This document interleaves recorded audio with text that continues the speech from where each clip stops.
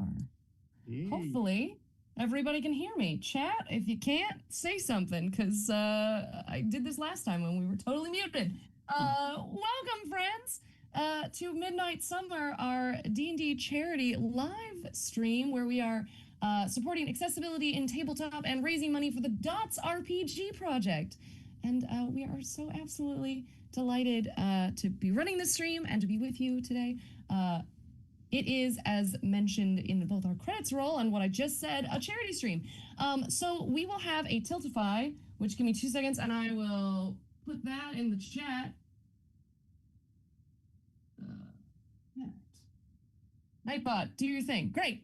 We have a Tiltify, so you can go to the Tiltify and you can donate rewards that will interact with our stream today to help us, again, raise funds for Dots RPG.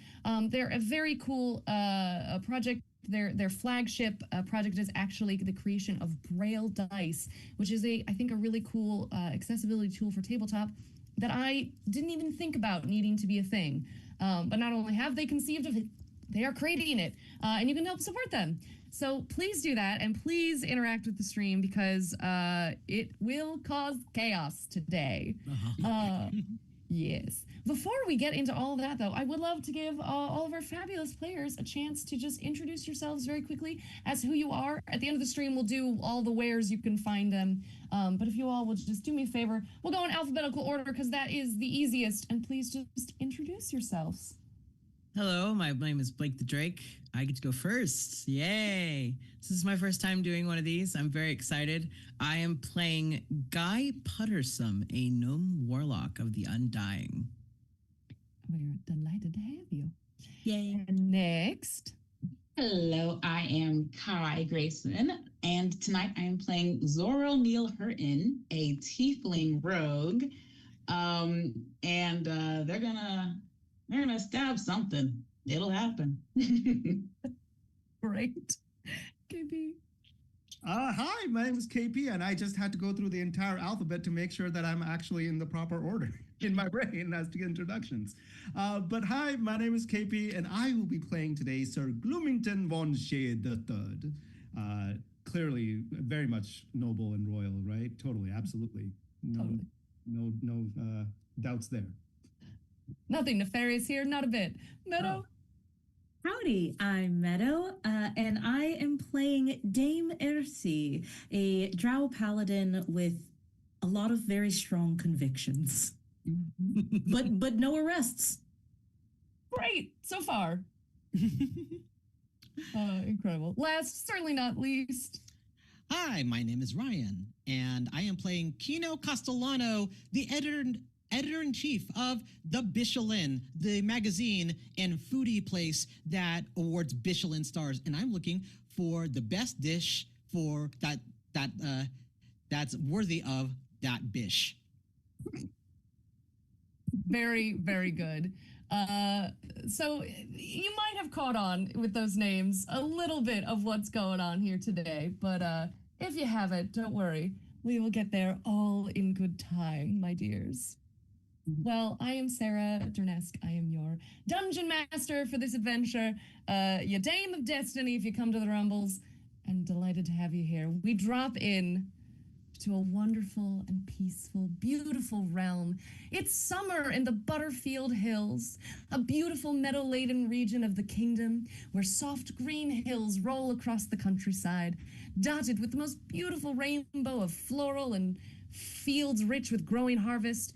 It is the eve of the summer festival, and tomorrow hundreds will flock to the country town at the heart of the hills, Meadows Down Hearth.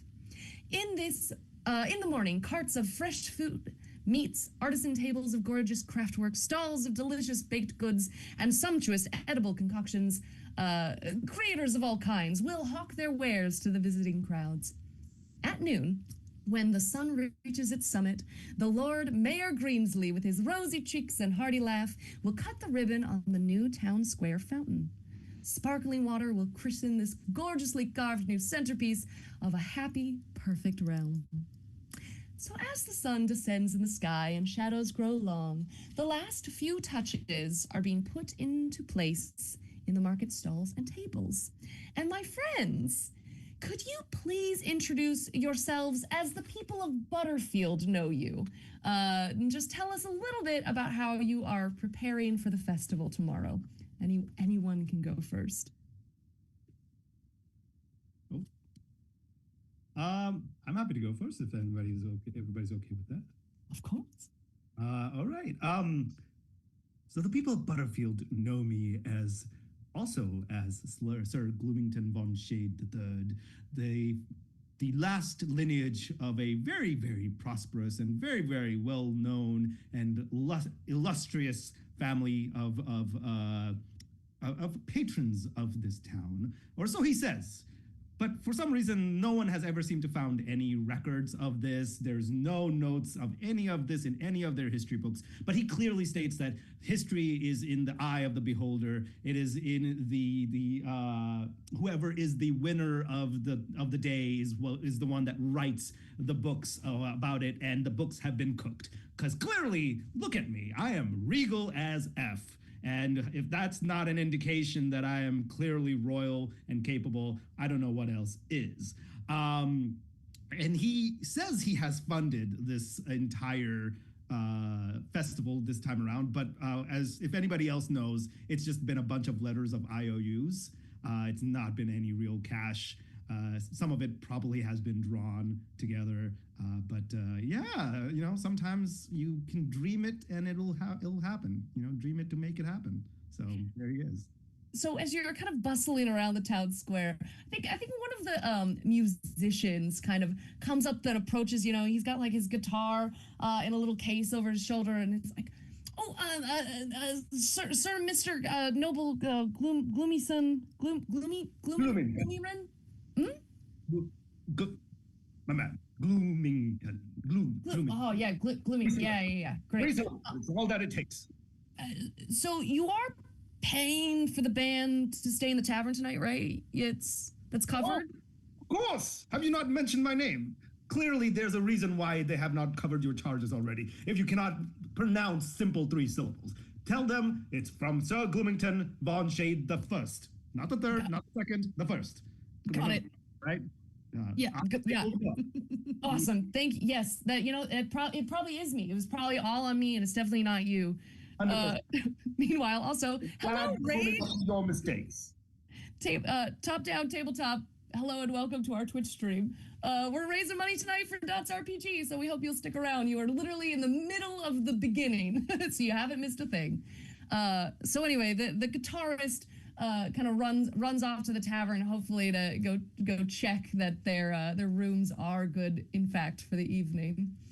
One thing I did want to mention, appearance-wise, he wears what appears to be very regal attire, but if you actually looked very closely, it is quite shabby. It's worn down. There's wrinkles, probably little patchworks of self-hand stitched, very poorly done. But it seems like there's some sort of a shimmer about him that kind of seems to be disguising this. And for all intents and purposes, he does look very regal to anybody that's actually looking at him. And he also, more importantly, does not look like a tiefling. He's not a tiefling. What does he resemble right now? Very much a plain old human being. Well, just a regular person, just a regular human, non-tiefling, regal person. Got it. Totally normal. Definitely no horns. Not sketchy. Incredible. What are the rest of y'all doing? Kino Castellano walks around. He dresses in very bright, loud clothes because he obviously needs the attention. Obviously, I'm here to sample all of your wares and judge them to see what actually goes into the Michelin. So he tries a little bit of tart over here. It's like a little too tart. And then he tries a little bit of pie. It's like, eh. He tries a little bit of boiled meat. And I'm like, interesting. Boiled. You couldn't even put any seasoning in this. Like, this is a summer festival. Enjoy your food. Make people enjoy your food. Now, he goes around and talks a big deal. But he's also kind of looking for the right kind of food to put into his concept restaurant, which he wants to put in later, but he hasn't quite found the right food. He is a foodie and he is picky, but he's not opposed to a little bit of coin for a better review. Go ahead, roll me a little perception check. All right. I'm gonna first roll of the day. Woo! Woohoo! By the way, I'm not wholly certain why Nightbot isn't letting our link actually link, but I hope you all can copy and paste to go visit the Tiltify as rolls for initiative, or excuse me, rolls for advantage versus disadvantage are an option that you could purchase and punish or reward one of our players with. Reward, please. Perception is a 9. Oh, so then you totally miss the sideways and just peeved sneers of the little bakers whose tarts you tasted, and they heard you call them a little too tart and a little too bitter, and they saw the notes you were writing down. Mm-hmm. And he looks at them and he just says, "Learn," and just keeps walking. So as you sashay off, which of your compatriots do you pass? Probably me. You know what? Probably Guy. So Guy is a small little gnome who runs a little toy shop. He makes little trinkets with his rock gnome heritage, and they all do a little something. Some of the parents think this is great. Some of the parents think this is a little dangerous because while the pretty shower of sparks is nice, the lighters are a little more of a fire hazard. So his shop has some curiosity of local teen youths, but the ones with small children are trying to keep them away. But Guy is an eccentric engineer kind of character who likes a good challenge without necessarily thinking the ethical ramifications of it after the fact until it becomes a problem. So when he sees Kino running around, he waves enthusiastically, goes, "Hello, how goes the thing?" And he looks around and goes, "Where is that voice coming from?" He's like looking up. Doesn't have a great sense of direction. "Down here." Oh, hello. Sorry, I didn't want to confuse you for a speed bump. Hello.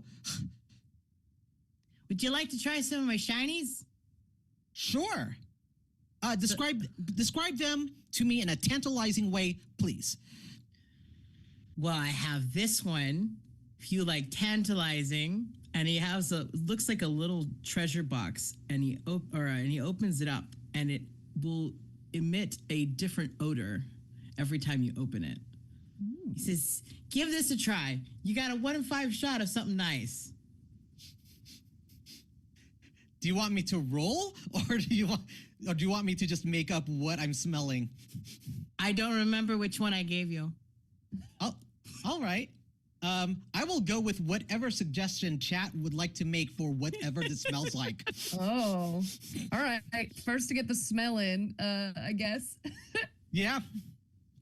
Let's try to leave it open for shenanigans. Yeah. Fair So enough. he's taking a deep inhale of this whiff until I could see whatever the suggestion is. Right now, the last thing we've got is oh, there it is, chocolate fish. Chocolate. God. You know what? Chocolate fish with a like an air of roasted marshmallow on top. You figure out what that smells like. Wait. When you say chocolate fish, are we talking like chocolate in the shape of a fish? No, I think you know what we're talking about. Okay. Yeah. Those are that's a very clear distinction that needs to be made. So he bends over and like sniffs and he goes, "There's notes of chocolate."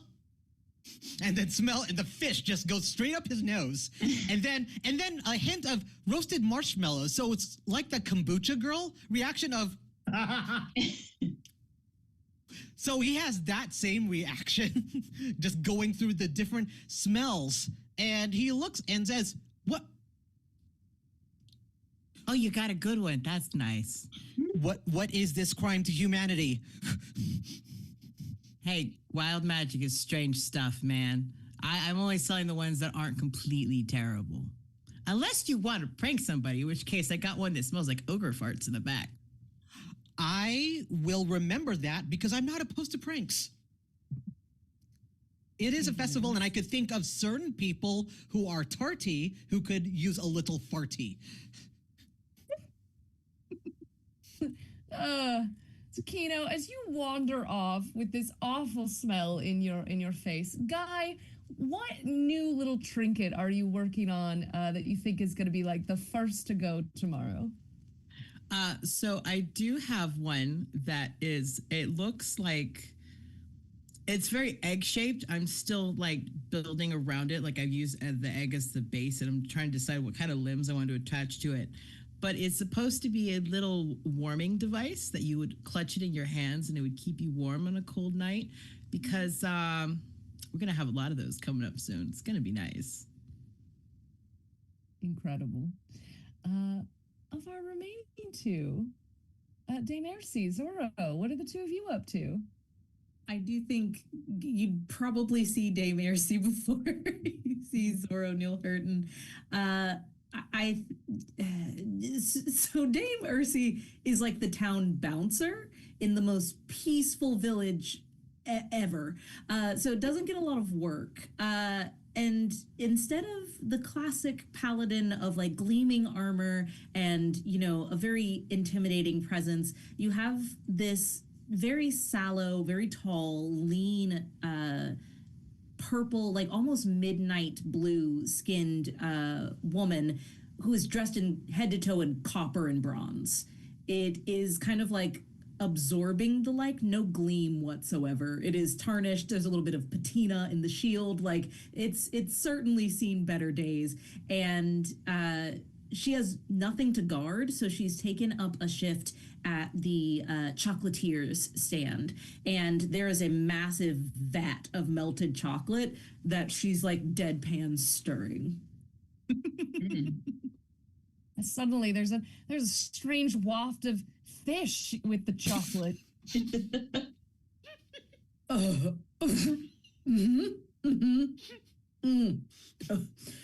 Does this mean I'm doing it right? There's a tiny little old woman, extra tiny because she is in fact a halfling, and she's known as Miss Twizzler, and she looks over at you and goes, "Yes, dear, that's exact. Wait, you did bathe, didn't you? That's not you, Bathe? right?" The smell you're smelling is not me. Oh, good. Okay, because you know hygiene's very important for chocolate. Are you lying? If you lie, I will know. Lying about hygiene being good and important for chocolate? Yes. No. Please don't lie to me. I hate liars. I don't. Why would I lie? Do you think dirt would be better? Your tone is telling me that if I say yes, you will think less of me. And so the answer I will give you is no. You just keep stirring, dear, and she'll just like pat your shoulder. And I'm going to keep stirring, but Dame Ercy looks like she should be doing something much more physical and violent than what she is doing, and it is draining the soul out of her. Roll me what I'm sure will be a very good roll. Give me a little performance check, because I feel like... Are you sure you don't mean strength? No, I for sure mean performance. You know, the confectionery... That's a nat one. Oh, God. Oh. Well, Oh my God. now would have been a Any great of those time. rewards in chat?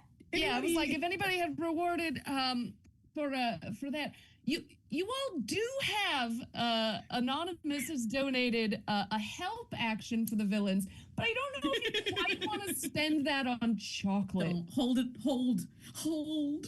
Okay. Well, you all can just save that and know that for later. You've got from Anonymous with the message, "Good luck." A little help action that maybe will come in handy elsewhere. But with the nat 1, you first of all, the handle of the spoon just breaks in your hand. God.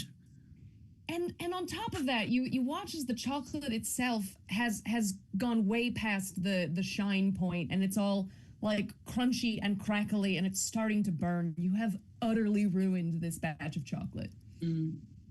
But Mrs. Twizzler is too short to see into the vat. Is that correct? This is correct. Fantastic. Then in that case, I would like to take out the half broken stick, and I'm going to put it into the holster on my back and take out my halberd and stick it in and start twirling that as well. So she can't tell that anything has happened. Nothing's broken. Nothing's wrong. I'm very good at everything I try, and no one can tell me differently. Incredible. As you begin stirring, in fact, with your halberd, Zorro, what on earth are you up to? Well, Zorro is known more of the town loner than anything. No one really sees them in the day, and if they think they see them, it's more of just like a flash of a black cloak darting between buildings. But I will say, because the festival is so busy, they're out trying to get everything so that they do not need to leave the house again. And I think that would probably include chocolate, because what is better for staying home than chocolate? Mm-hmm. Attempt to go purchase some chocolate, but then smell fish. Yeah. And burning. And burning. It's like, I would help, but actually, I think I'm just gonna go figure something else out, and turns around again. I do think that Zorro is known for holding children at sword point, so everyone's kind of avoiding them a little bit. In like a friendly, playful way, or at least the villagers, I assume, think this. They think you're so fond of children that you love pretending to sword fight them. Exactly. I'm training them. But everyone is also just a little bit unnerved. So definitely like in between the like, oh, a friendly like neighbor. We all know Zorro. They're a little bit off, but it's okay. Are there any other preparations you are making for tomorrow's festivities, or are you mostly just clocking where your fellow compatriots are? I'm definitely just checking in. Not a bouncer, maybe just like the night watch, the neighborhood watch. How about that? Sarah's being neighborhood watch and just watching every single person. The most evil one can be. Yes, exactly. So Zorro's just a Karen, really. Oh no! Incredible. So evening turns to dusk, and as the sun sets, you all, you pack down whatever you were working on. Kino, you make note of which stalls to return to for actually tasting their wares on the day. Dame Mercy, you just utterly scrub out the cauldron, trying to get every last bit of it out. Sir Gloomington, I feel like your evening is just stacked with like dodging different IOU checkers. Like everybody's like, oh yeah, for sure, it's definitely helping. It's coming. The money's coming. You see, as he does that, like, so essentially what he's doing is he's using disguise self as constantly as he can as he darts through the crowd, slightly altering himself, still maintaining a level of regality, a level of aristocracy. Yep. You got what I'm trying to say. Yep. You look wealthy, right?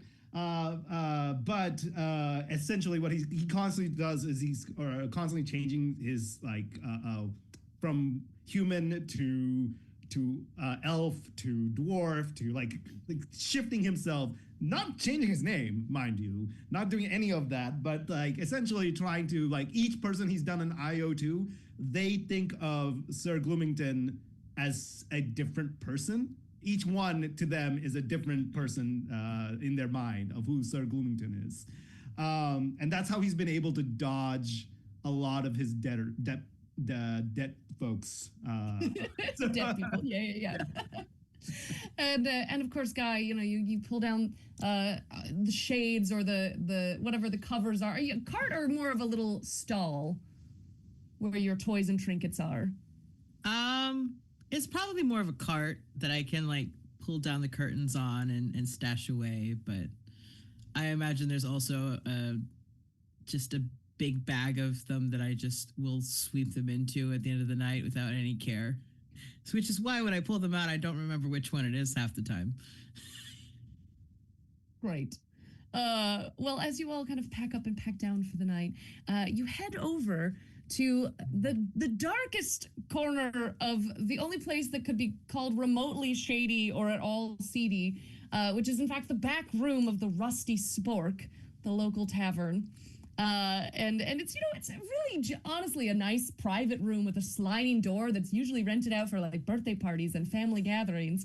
But tonight you all have reserved it so that you can all come together, divest of your disguises, and reveal who you truly are.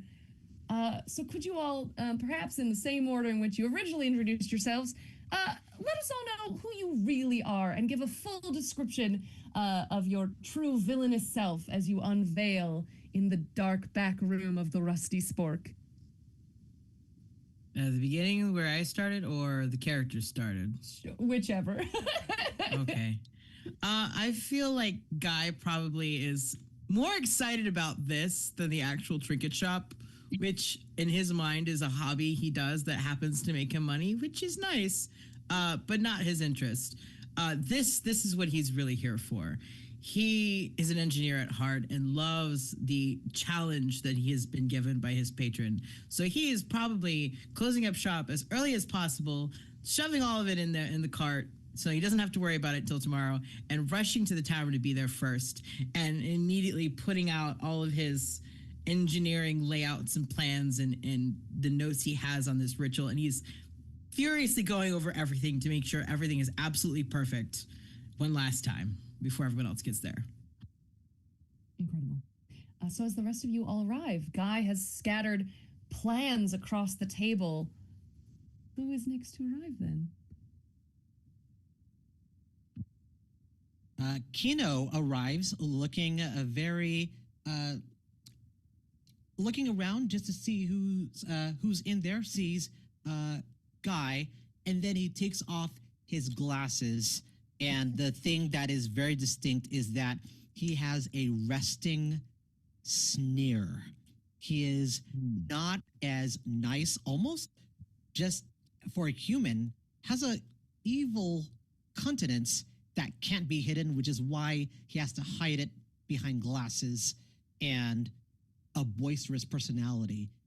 And Opposite of Clark Kent, Superman. Yeah. the opposite of Clark Kent. Bruce Wayne.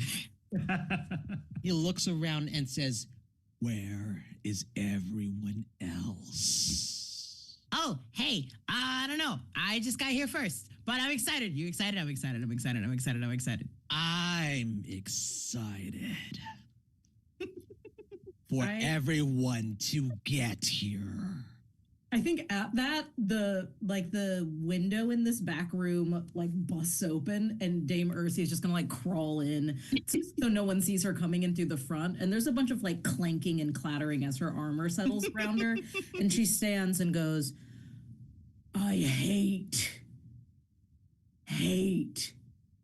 chocolate." And then she's gonna hit the center of her armor, and it's gonna fall apart and drop to the ground. And you see underneath it is her actual armor that she hides with shitty copper armor, and it's full black obsidian. It's Vanta black. It's absorbing even the little candlelight that is in this room. And she "I'm going to kill that halfling woman." Is the chocolate fish you? Why is everyone saying it's me? It only comes from one place. Chocolate fish only comes from one place. You know what? We need to focus on the mission. I am not a chocolate fish, and I serve no chocolate fishes to anyone. Yes, I ruined an entire vat of chocolates, but that's because my purpose is to my lady of decadent darkness. We should get planning. Before I... You know what? Yes, we should get planning. Is there wine? Oh, let's get some wine. We'll wait for everyone to get here, but I'm ordering the best wine because we could have Sir Bloomington pay for it because he's so noble. Pay for it, yes. I feel like on that note, you arrive, Sir Gloomington. I would imagine him actually the entire time standing in like behind a corner, eyeing and seeing people trying to gauge all the ones that are going in, and then makes the mistaken assumption that he's now the last one to enter. So he's aiming for fashionably late. So he wants this dramatic entrance. And you see him, or before he enters, the way it would probably happen is like there's this transition as he enters a deep dark shadow somewhere that's being cast by one of the buildings. The type of shadow that it's very hard to distinguish what's happening inside of it. And as he enters it as a very thick bearded dwarf, out comes a very scrawny, almost haggard looking tiefling. He's very like original, like skin color should probably be red, but there's like it's clearly he's not been able to take care of himself. There's like patches of ashy, no lotion. My dude needs lotion, okay? And as a brown man, you know how much that means to you. That is your daily routine, and he has not had his daily routine in a long time. But so, like I had mentioned, unlike his initial very aristocratic attire, at least what seemed to be very regal aristocratic attire, what he's now wearing is something very, very, very sad, very frumpy looking. His clothes clearly are meant to be regal, but has probably been handed down from generation to generation, some of which maybe even things he doesn't actually own himself and probably has picked up along the way, some of which probably doesn't even properly fit him. There's only one thing that actually looks like it should be regal, and it looks very pristine, and it's this very dark cloak that he wears around him. It looks of high quality, but it's still very gaudy looking. Essentially think of the most cheapest, silliest vampire Halloween cloak with a full like cowl up top, and the little U-shaped like fringes at the bottom. Like this is probably something that he got from Spirit Halloween, if that was a thing. And you see him just like walking like this, trying to, and then just dropping. Well, how do you do? Oh my God. Oh. My fellow denizens of the dark, how be it? Are you having a most delectable and evil day today? So I want to say Zorro burst the door open, interrupting Sir Quentin fully. Just goes, oh my God, and then shuts it. And really quickly, he's like, oh, they keep talking to me. Oh God damn it, my entrance. Touch me. Oh, let's kill them. Please, help. I've had enough. I'm over it. I want to leave. Our time is upon us. Guy, you have the plans. I have the plans right here. I got everything. We got a few last minute preparations we got to do, but I mean, it's not that hard. Stuff we can do tonight. We should be good for tomorrow. Jesus, I've been waiting. Well, speaking of the plans, so as you are all now truly revealed as members of the Boundless Shadows, a nefarious group of ne'er-do-wells, terrible villains, we'll pull a little out of the game to let the audience in on the bit, which is your true mission is, of course, as ordered by your Sorcerer Supreme, to blot out the sun at the height of the summer festival tomorrow. So, what I'd love to hear from all of you is what piece of the puzzle will you need to lock into place tomorrow? Not necessarily like a prep you can do now, but what one piece must be done in the moment to complete the ritual? We will need 5 steps for our ritual to blot out the sun. What shall they be? I have a Go ahead. question. Yes. Are we doing this in this room? No. So tomorrow, you all will, of course, be taking part in the summer festival, and the prime object of the festival is to unveil a brand new fountain in the center of town. Lord Mayor Greensley will be cutting the ribbon right at noon when the sun is at its highest point in the sky. And that, of course, would be the prime moment to unleash your ritual to block out the sun. So this is your planning meeting, but I want us a little out of game for you all to decide in this moment what 5 ritualistic steps or acts of creation do you think you will need to complete to blot out the sun tomorrow? Hello. I would like to, Your Honor, I would like to posit before the court Yes. that we need a slice of devil's cake that has the darkest chocolate to be placed in the center of whatever ritual, like shape, circle, like whatever we're doing, in the center for it to really work. Oh, I love that. Very good. Yes. So that will be your kind of fuel for the ritual is in fact the darkest chocolate cake possible. And this would of course explain why you have volunteered to work with Miss Twizzler. Who I loathe entirely. Very good. I want the second ingredient to be a pound of boiled flesh. Oh, Ooh. nefarious indeed. Any specifics on the flesh or just must be flesh? I'm going to say, for the purposes of this game, hot dogs would qualify for yeah. boiled flesh. It Yeah. has to be boiled, and it has to be some sort of meat. Okay. Great. Well, we Yeah, I was gonna say, witnessed. for our next 3, it doesn't necessarily have to be ingredients. It could also be like acts or like draw a sigil or what have you, that kind of a thing. Well, if we want it to happen during the grand unveiling, we're going to have to get access to the fountain before everyone else at some point to plant all of these items before the unveiling. So we'd have to figure out who's in charge of that and a way to get to the fountain without getting noticed. Well, I could probably help with that. I mean, considering I am quite well known around here and very, very well respected. And if Sir Gloomington needs help, I am quite sneaky. So I'll absolutely help. Actually, Can I was I gonna say add- yeah. Oh, and say, can one of the ingredients be pure, untainted water from said fountain?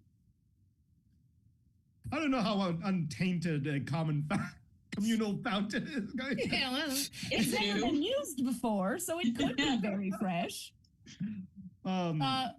Perhaps it will initiate when the first sprinkles of water flow forth out of the fountain. Like this, we're brainstorming. Very good, very good. Okay, great. So we've got 3. We'll cut that off at 3 ingredients. You must plant them in the center of the fountain without being noticed. I'll just throw in one. I think there's got to be a sigil unveiled, and Sir Gloomington, let's say perhaps that having been the financier of this whole endeavor, that you have actually managed to have a sigil placed beneath the construction. So if you all can somehow, in fact, destroy the fountain as it erupts, the sigil will be unveiled, and your ingredients will all Then, Yeah? Absolutely. And then one other contribution I was hoping that I could make is that every ritual needs some sort of ritualistic action, right? Something in terms of invoking like some sort of a chant or some sort of movement. And what better thing to do than a flash mob? Yes. I might be able to help with that. Mhm. This has been something that has been planned and elaborated upon for months. It's going to be grand, but no one would suspect something. I mean, clearly, no one knows what's happening except for every single villager now seems to be a part of this random ensemble of performance. Incredible. Oops, that's the wrong message. I was trying to welcome in folks to the stream and I just typed the wrong cue. Anywho, so I love this. So we've got ingredients. We've got you must plant the ingredients. You will have to wait for the fountain to sprinkle its few bits of water, destroy the fountain in some way, and initiate flash mob. So these are in fact 5 things. I love it very much. So if you all want, we'll just take a few minutes here and return back in media res as you all are planning and plotting to give you time to decide and determine how these 5 actions will take place. Do we have to make the cake? So, I have seen it being made already. I do believe that Mrs. Twizzler will not be too difficult to get around. And I want to take out my halberd and set it down, and you can see that it is just chocolate covered from the entire blade. And I'm just gonna lean over and get a hardened piece of disgusting chocolate in my mouth, take a chunk out of my own halberd, and just chew on it and go, "Leave her to me." practically dastardly, my friend. Well, I happen to have some Eyes of Charming, which I have 3 charges on today. So that's enough to cast a charming person on 3 persons. If we can get some influential people in on the mob thing, we might be able to get enough of it started that everyone joins in on the fun.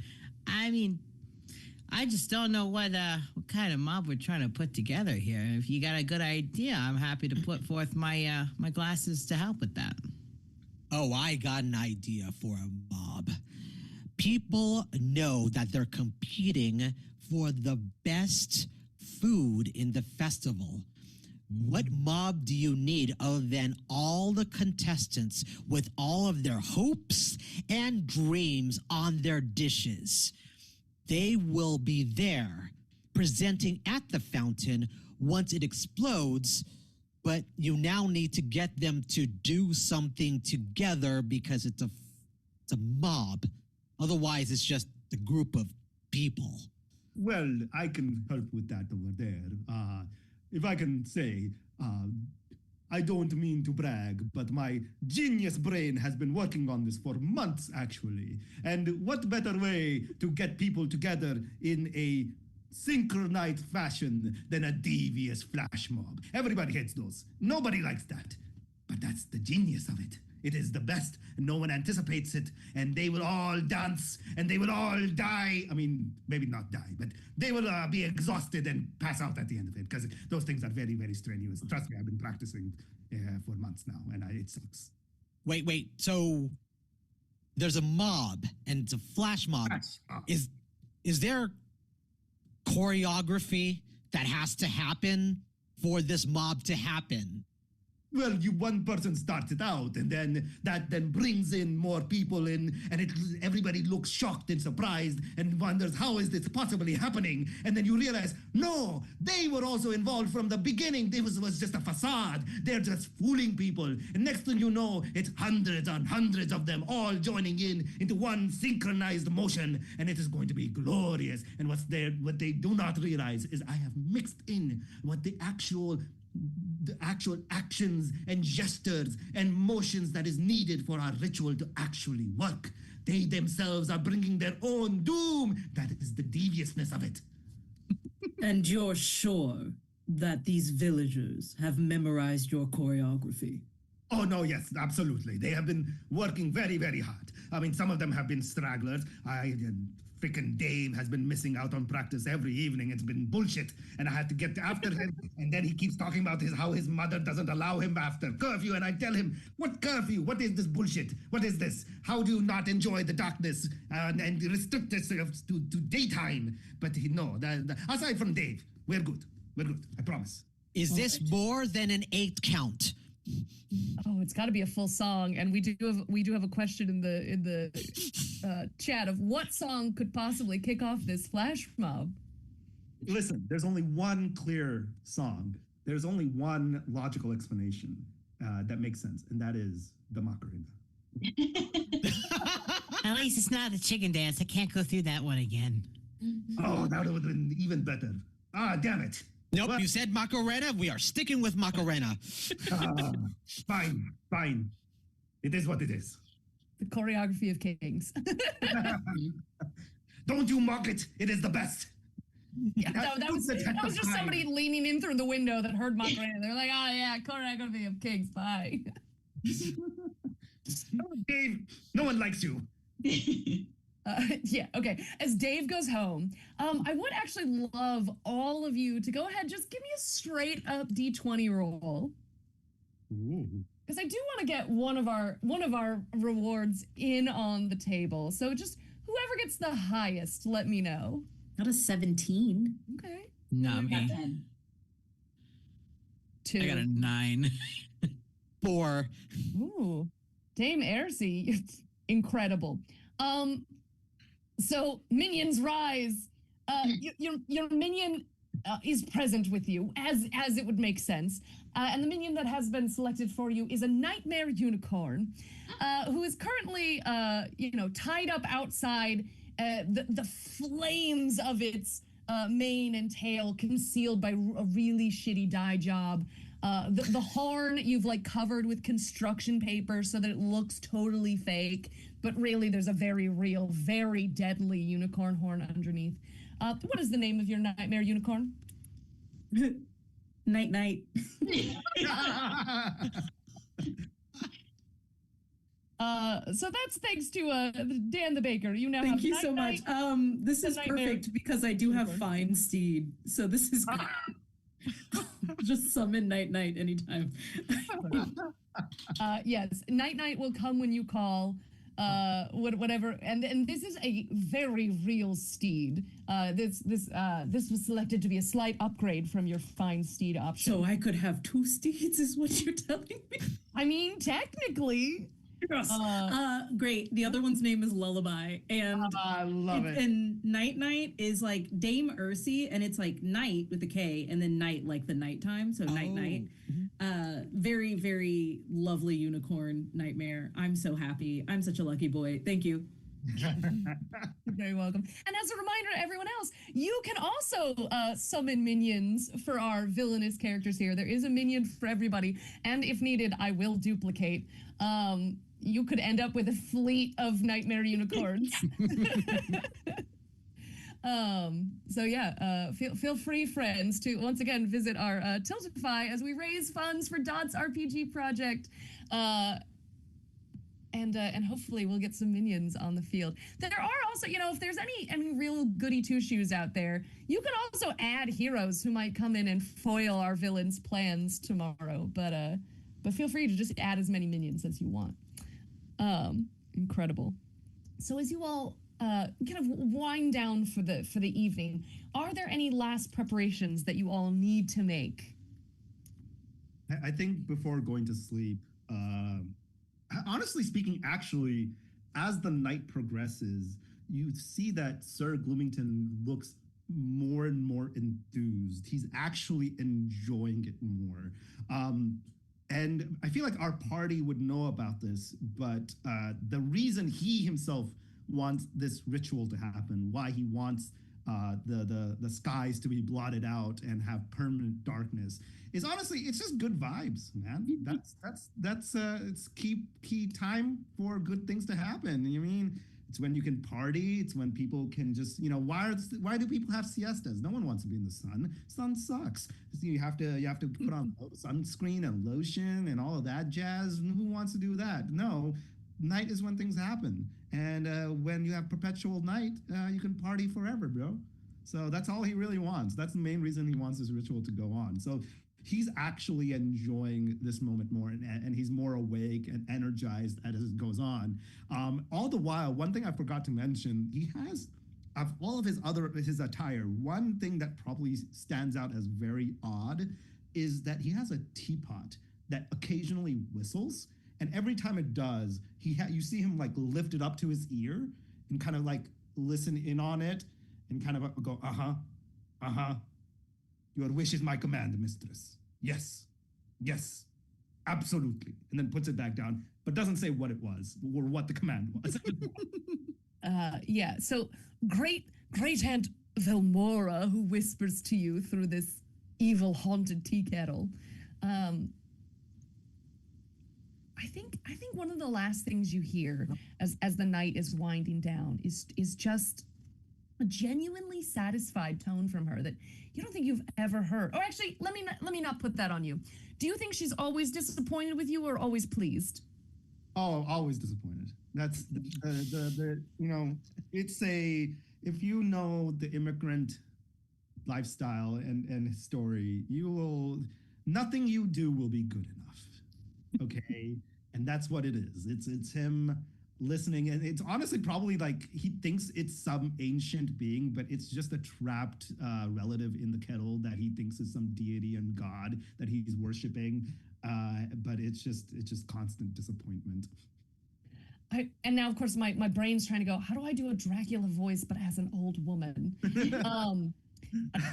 It might break my brain. So instead, I'm just going to give you the evil old lady voice I did for House of Spirits last year. It's just like, now, darling, I did tell you, I'm so excited that you're finally going to be getting rid of the sun. But, make sure you remember, all of the choreography has to be immaculate. If the ritual gestures are not completed, then, it just will all fall apart. And your choreography has always been a little shoddy. I need sharp turns, tight pirouettes, kickball change on the beat, my dear. I did my best. I try. I do my best. But it's a little bit complicated, and I do have a very bad knee. So, I hope you understand. But even through the pain, I have always come through for you. Have I not? In the 1,000 Years' War, I had 2 bad knees, and I still slaughtered thousands. I think you can manage a dance move with one kind of off knee. Okay, I am tired of your little explanation of how you walked uphill both ways and through a 100-mile river just to get to your next A hurricane. A hurricane. Oh, when was that? You never even lived in a tropical climate. You lived in the cold. A tundra hurricane. It's so rare, but we saw it. Oh, yes, for sure. Always the hurricanes and the tidal waves. You know what? I'm glad you're dead. Sorry. That was too far. I'm so sorry. I'm sorry, Nana. I'm so sorry. See if you get any help tomorrow. And with that, you hear this just piercing whistle that everyone else in the room can also hear as she goes quiet, deadly quiet. Now, you have been granted a boon from your great auntie, aka Phoenix. Has given you a help action for you specifically, Sir Gloomington. So you can note that, and we shall release it when you feel you most need a help. Oh, fantastic. Thank you, Phoenix. Meanwhile... Zorro. Oh. Yes, no, go for it. So Zorro would like to, in the cover of the darkness, would like to go look at kind of where the water turns on for this fountain and where would be a good place to put the cake and meat, hot dogs. So they're going to sneak out,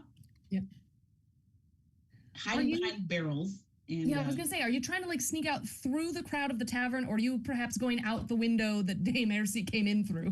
Out the window, tuck and roll, kind of sneaking around, evading humans as much as possible, probably crawling on the roof as well. Go ahead, give me a little stealth check. Yeah. That's the only thing that Zorro's good at. That's crazy. I got a nat 1. Oh. Sometimes the dice want to tell a story. No.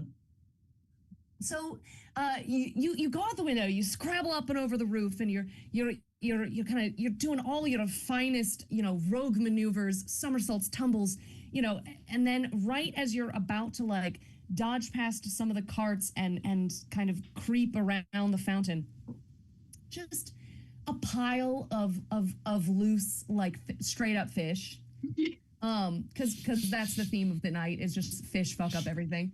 Some fish have like spilled out of the like ice box container they were in, and it's slimy and it's gross. So not only have you like tripped and fallen after a series of incredible maneuvers, but you're now also covered in like fish cuts and scales, and just the smell on you is so bad, and you find yourself having tripped and fallen right at the feet of the Lord Mayor, Greensley. Oh. Who looks down and just full, like almost Santa, but he's young and he's just full rosy cheeked man. It's just kind of booming laugh of, ha ha, Zorro, the children's favorite. What are you? Oh, let me help you up. Hello, Mayor. Thank you, I guess. What's with the fish guts? Well, of course, we have all the finest wares gathered for tomorrow. Those were fresh, but that's all right. The fishermen will bring in more tomorrow. It's all right. I bet you could take those home tonight, and nobody would say a word. I don't need these. But are you prepared for the festival? Oh, I cannot wait. Look at this glorious fountain.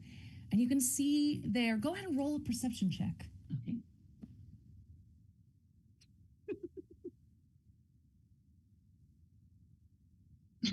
5. Well, look, you ain't blind. Oh, that was, oh my God, thematically the worst thing to say.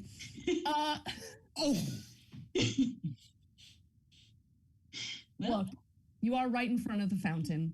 And you can see it's a nice fountain. It's dry. It is well constructed. I mean, the builders actually finished it a couple of days ago. With a 5, you're not going to be able to perceive anything like, did they mess up? Is there a loose stone anywhere? Where does the mechanics for the water come through? Yeah, with a 5, I can't give you more than that. But you do see. I mean, it's a circular fountain, pretty standard. It's just kind of more grandiose in scale than any of the little like bird bath fountains that might otherwise have been around town. But as you kind of try to take it in, the Lord Mayor just looks upon it with just great satisfaction. We've been wanting a centerpiece for town, and here it is. This looks lovely. I don't know my way around a fountain. How do you turn this on? Oh, let me show you the mechanics. No, it's very clever what they've done. So he'll lead you. He's a very trusting man. He has no reason not to trust you. You are Zorro, beloved of children. All the kids come sword fight to play with you, and you are so generous with your time. Why would he not trust you? The children, they know who's best. Obviously. He leads you over to where a platform is constructed in front of the fountain. Just kind of a little wooden platform, something for him to stand on. And he says, so I'm going to climb up here. And then this is the clever part, Zorro. I'll be able to just gently press this last stone into place. And you can see there's one stone just on the lip of the fountain. And he says, and as I do that, all the mechanics beneath it will fall into place. Tumblers will click. We actually did test it last night when hopefully nobody was watching. And the fountain will kick on. It's going to be magnificent. So I can cut the ribbon, kick the stone. There we go. But yes, that's just beneath here. And he actually lifts it and shows you this is where one could get into the interior of the fountain and where we'll adjust, the gears should anything ever go wrong. And why would anyone need to do that? It seems perfect. I know. We have the most clever engineers anywhere, and nothing will go wrong tomorrow. Nothing will go wrong. That's right. Well, thank you, Mr. Mayor, for the tour. Going to shower now. Mm. And Zora was just going to slink away, boots squelching as Frail mope guts back home. following you. Yeah. As you do, who might still be in the tavern? Who's still at the Rusty Spork? Kino is in the tavern, although he's back in his disguise and is a lot peppier. And Dame Mercy, are you also swanning around the tavern still? Certainly not swanning. I am waiting for some bouncer work to be needed to be done. So I'm sitting on a stool and I've got my prayer book open for Our Lady of Decadent Darkness. And it's basically a cookbook, but for life. So, like 1 ounce of patience, 1 teaspoon of self-sacrifice. I'm reading through the recipes to make a delicious life. And I'm like, I'm going through my rosary of like M&M beads. Like it's just candy covered in chocolate that I'm just like reading through, and then I look up and scan the room. I'm checking on Kino a lot visually because Kino will give me a nod or a head tilt if he needs anything. So I'm minding my business and Kino's business. Very good. Well, could the two of you please roll me some perception checks? Sure. How could I have known this was coming?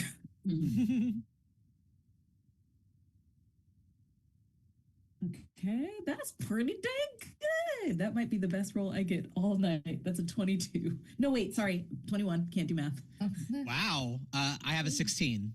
incredible. Well, it doesn't really take much, especially for you, Kino, because you're probably closer to the action of it all. But Dame Mercy, you being a little further off and kind of deep in your prayer book, need the higher perception to notice that a bit of a crowd has gathered at the actual bar. And Kino, I think you notice all of this, but I don't think you know who it is. Whereas Dame Ursi, I think you know exactly who this is. There is a strident, broad-shouldered fellow, beautiful dark skin, a tight, really immaculate, well-kept beard, and he is just knocking drinks back. A shorter beard than your own, sir. Really close crop to his face. And the arms of a lumberjack. He is a hero who has been sent to the field, courtesy of Kavika. And this man is a folk hero known by the name of Jed Steel's Stomach. And so he is known for his ability to outdrink anyone in all of the Butterfield Hills. He's a local town handyman, a home builder, and just genuinely a record holder at the Rusty Spork. I hate him. Yeah. I think I slide my eyes over to Kino and then back to, what'd you say his name? Jed? Jed Jed Steel's Stomach. And I look and I'm gonna mouth, should I? Like And Kino looks at them and he goes, why not? It'll be entertaining. I'm going to stand up and I'm going to pull myself to my full height. I'm back in my copper-plated over armor and walking forward, and my halberd is away. And I'm going to tuck my prayer book into my holster at my on my hip, and I'm going to put the rosary beads of M&M peanut M&Ms, they're chunky, into my pocket.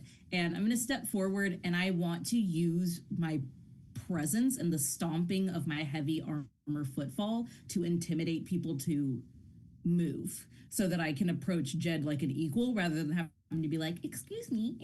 Like, that's not Dame Mercy at all. She's gonna use her presence to make herself known. Hell yeah. I think on the general crowd, they do part like a knife through hot butter. It's more the crowd kind of closer to the folks that he is, being surrounded by closely and also drinking against other burly folks of the village who love to try and challenge him, though they can never quite meet him. Go ahead, roll me intimidation.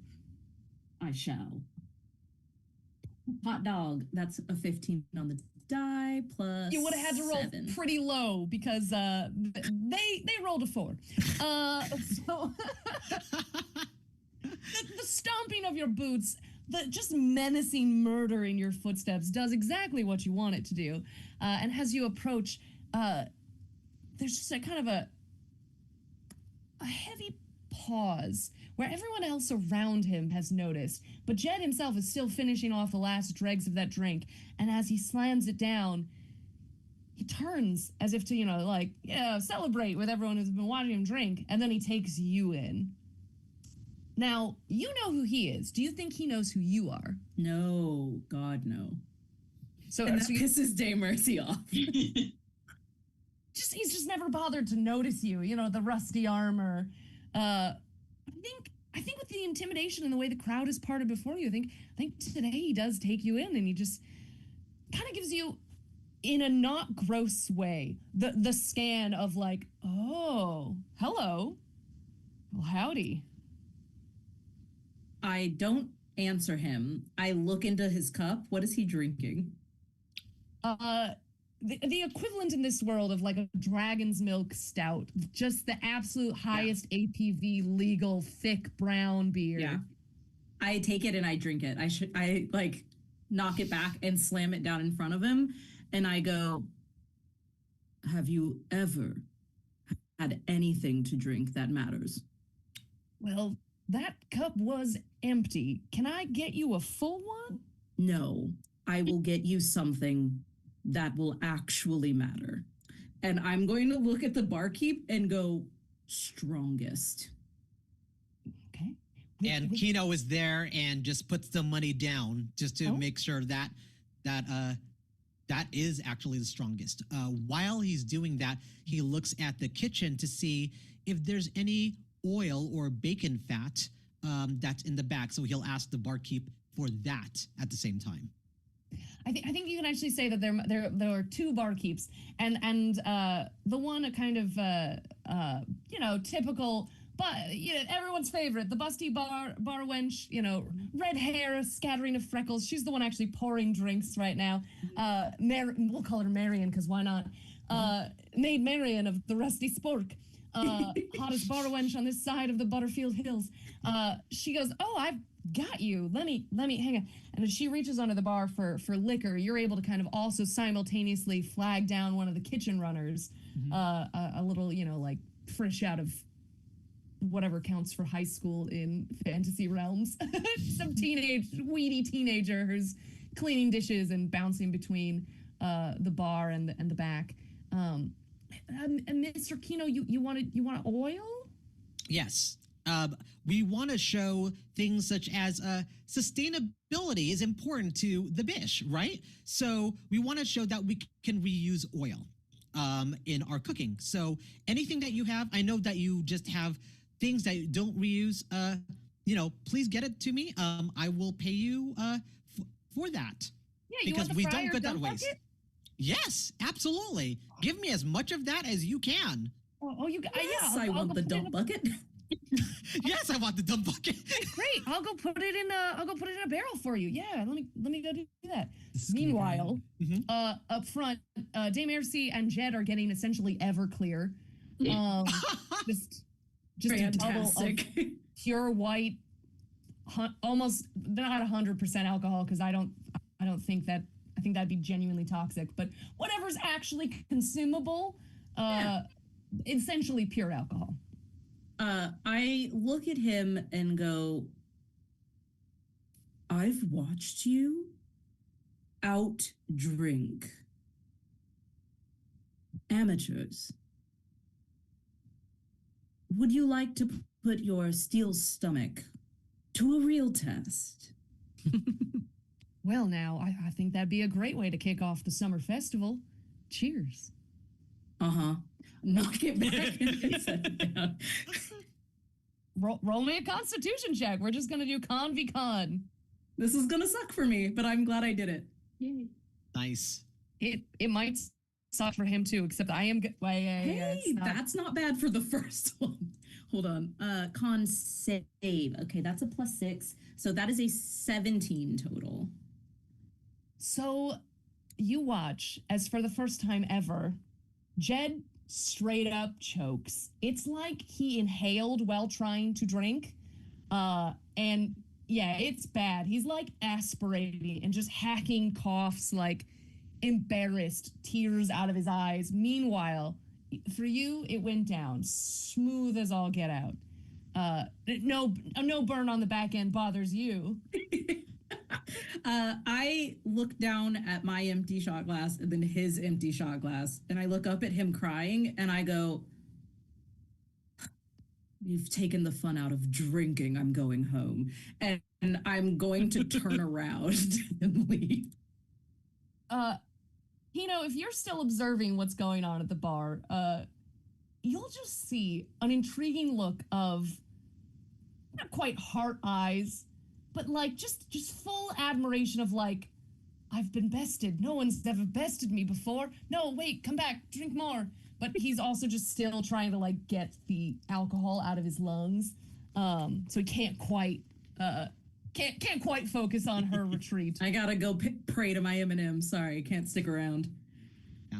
Kino is in the background just doing snaps up, like in approval. It's like you go, Dame Ursi. In the meantime, he's doing that, and his other hand is on this large container of oil that he is going to try to take over to the fountain. Okay. You are, I mean, it's heavy, but not unbearably so. You're able to kind of roll it out with not too much trouble. What are you? I can help. If I like walk out and see Kino struggling with a barrel halfway down, I'm gonna help out. I would love your help. I will explain why once we get to the place where we're getting to, and we're going to the fountain. I'm just gonna lean down and like hunker down on the barrel and then lift with my legs and start toddling after. I imagine that's actually where Guy is. He's probably investigating the fountain to see what he can do about make sure it goes explodey tomorrow. And so you guys show up with this bucket of something, and he goes, Oh, I guess you all kind of had the same idea, huh? What do you guys got there? I have a bunch of oil, cooking oil, which is traditionally lard. So the important part is that if you use this to lubricate, before he explains, he looks around and sees, is there anyone else before he explains his plan and someone overhears? I was going to say, we'll say it's full cover of darkness now. And Zorro, I know you were going home to clean the fish smell, but I would say probably after the Lord Mayor kind of finally goes off to his own home, you probably circle back, and perhaps Sir Gloomington, you've exited, cape unfurl. That was my cape motion is what I was doing. And you've arrived as well. So the five of you convene here at the fountain with this massive bucket of oil. Yes, I would love for Zorro to be there, especially because of that scene. This is oil, right? But it hardens because it has lard in it. So I imagine that if we put this into the fountain to quote unquote lubricate it, when you let it dry, it hardens and it will jam anything. I know this because I used to work with a lot of plumbing. So that tends to happen in fountains, and that will make everything kind of explode. Ooh, that sounds like fun. Do you need fire for that? You know what? A little bit of fire just to make sure that it's kind of melty, and then overnight it will harden and then solidify in all the tubes of the fountain. he pulls out one of his little gadgets. He's like, I got so many of these lighter toys. They should be perfectly helpful. How many do you need? I don't know. Not a ton, just enough for it to remain liquid until it becomes a solid when the grease fat just solidifies. So it's mostly liquid now, but the bottom of it is still kind of fatty. So if we can melt that, that's what we need. Do I pour this in?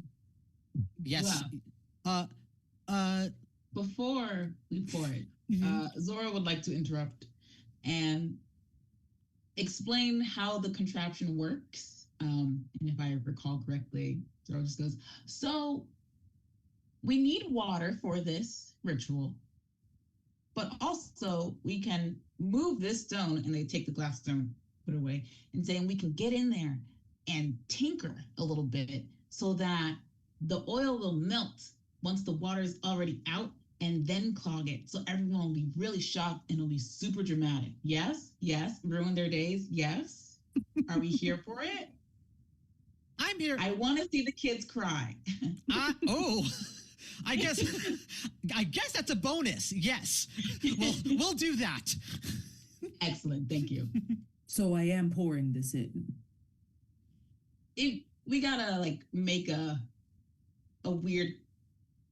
Do you want to make like a group intelligence check to see if you can figure out the mechanics and the timing that you need? Zoro is stupid. So am I. Guy has advantage on intelligence saving Very throws. good. Does that count as well, or Yes, just and saves? you all could. You could let off your help action if you want a God's made plan.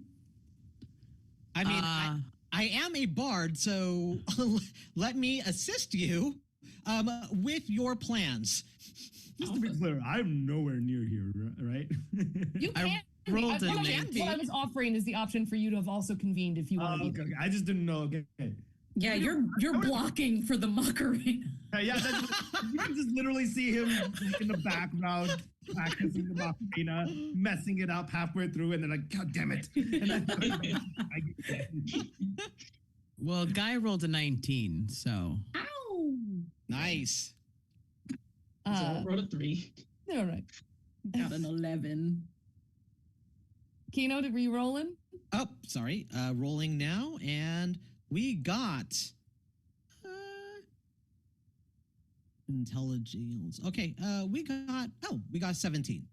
Very good. All right. Nice. We'll say the two of you with higher are able to save from the interfering of Zoro and Dame Mercy. Maybe they're kind of interjecting, but the two of you are just kind of going, no. I think what you all can determine is that there is a way for you to get inside to put in the center the cake and the pound of flesh, heinous, and to put in Guy, you can create like a little almost mechanical like timer rig that will you can set off at just the right moment so that it will allow the fountain when the stone is kicked into place. It will allow the fountain to start, but then with a delayed, it will initiate the lard to spread throughout the pipes and to get an ignition switch going. So it will blow open the stonework, revealing the sigil that Sir Gloomington had placed beneath it. And therefore you will have all the bits and pieces coming together. And if Sir Gloomington, who is rehearsing in the back right now, can get the choreography right, the ritual will be complete and you will blot out the sun. And so as you all make your plans for tomorrow's festivities, this is where we're going to take our 10-minute intermission. We're going to take a quick bio break for our cast. And hopefully give those of you who are watching a chance to go visit the Tiltify, see if you want to add any more rewards to the playing field. We have a help action still waiting. We have a hero who has arrived in the tavern and could make mischief for our villains tomorrow when he intercedes during their ritual. But there could be more heroes. That's just one. How could one steel-stomached hero stand against these nefarious villains? There's also a nightmare unicorn who has been summoned to the field with the Minions Rise reward. But 4 of our villains are missing minions, or we could just end up with a fleet of unicorns. At any rate, thank you so much for being here. Please take the next 10 minutes to have your own little bio break, and we will be back in just a few. I'll just say, bring it. You can Absolutely. Please bring it. bring it.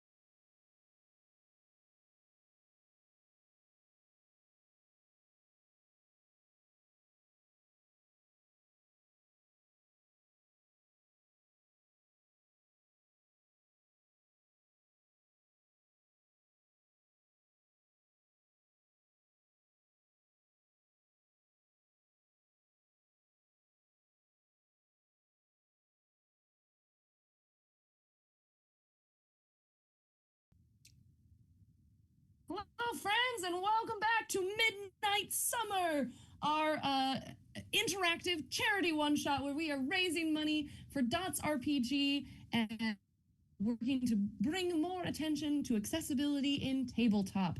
If you don't know about Dots RPG Project, their keynote? What word am I looking for? Their premier project is to create Braille dice, which is such an important tool for accessibility in gaming that just genuinely I had never even thought about before. And I think it's so cool that that's something they have been working on.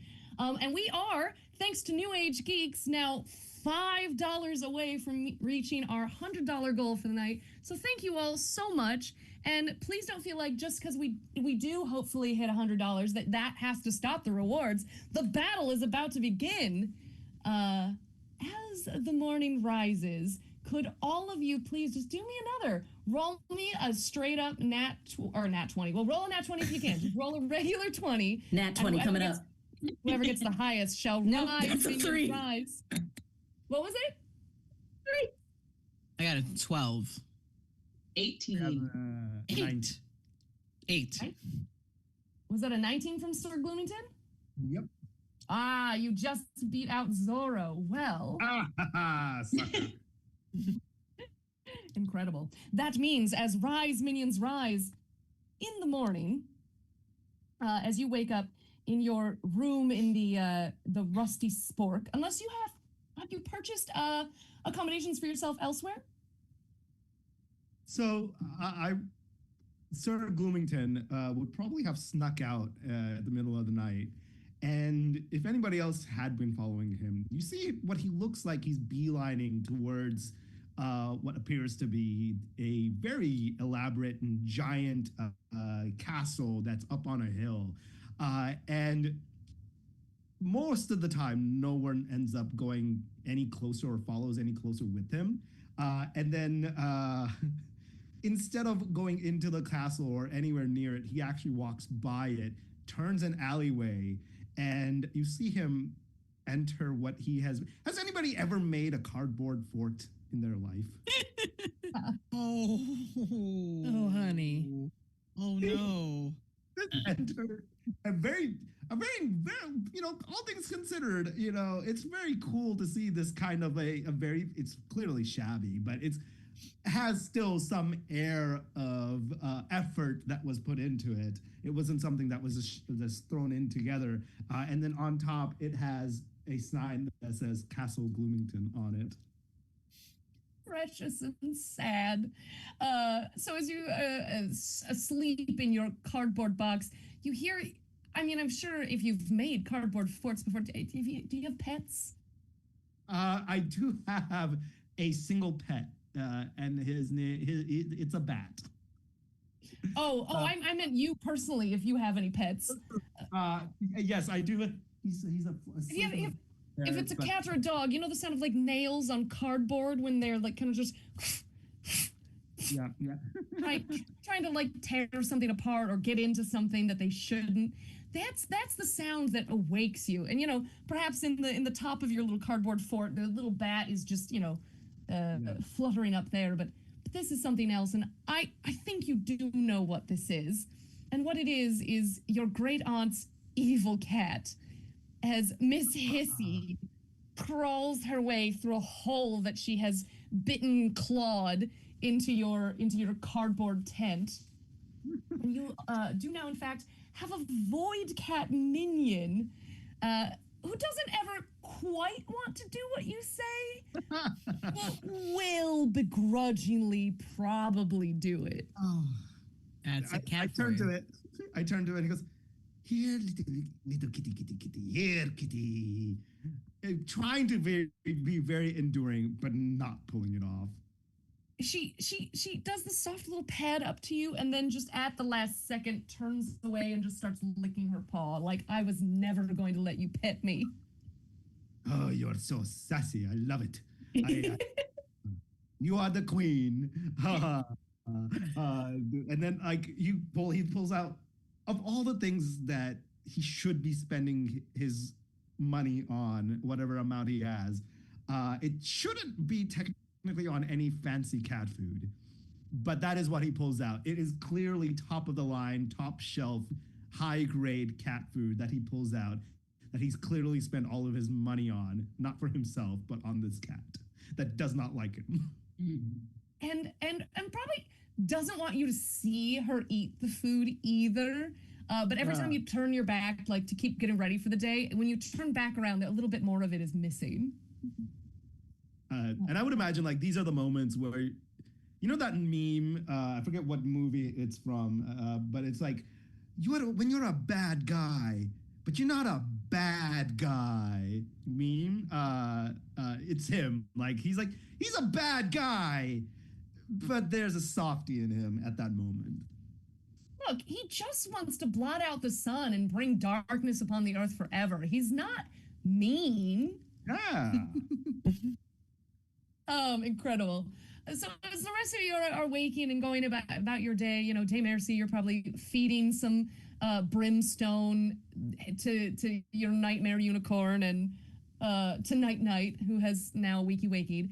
But we're gonna kind of skip through the whole morning of it all. You are all going about the festival as if you are your citizen selves. You know, I would, however, require all of you to roll me some stealth checks because I want to see how well on the day of the festival you are pulling it off. Oh boy. Stealth. I think I do have an 28. I rolled a 10. I rolled a 6, but I'm loud, so not stealthy. I have I got a nat 1, but I do have an advantage on stealth, so I'm going to re-roll that again. So, Yeah, I got a 21, but I have a disadvantage on stealth, so it's actually a nat 1. Oh no. Oh no. He's coming after you from last night. oh no. Can I flavor this nat 1? Yeah, I please. think today is the day energy. The way it hits Dame Ursi is not like Disney princess today is the day. It's more like, fuck yeah. And so she like gets out of bed and forgets to put on her copper armor. So she walks out in brand new to everyone else, full black, like light sucking armor, and is just puts on an apron and goes to like sell some chocolates.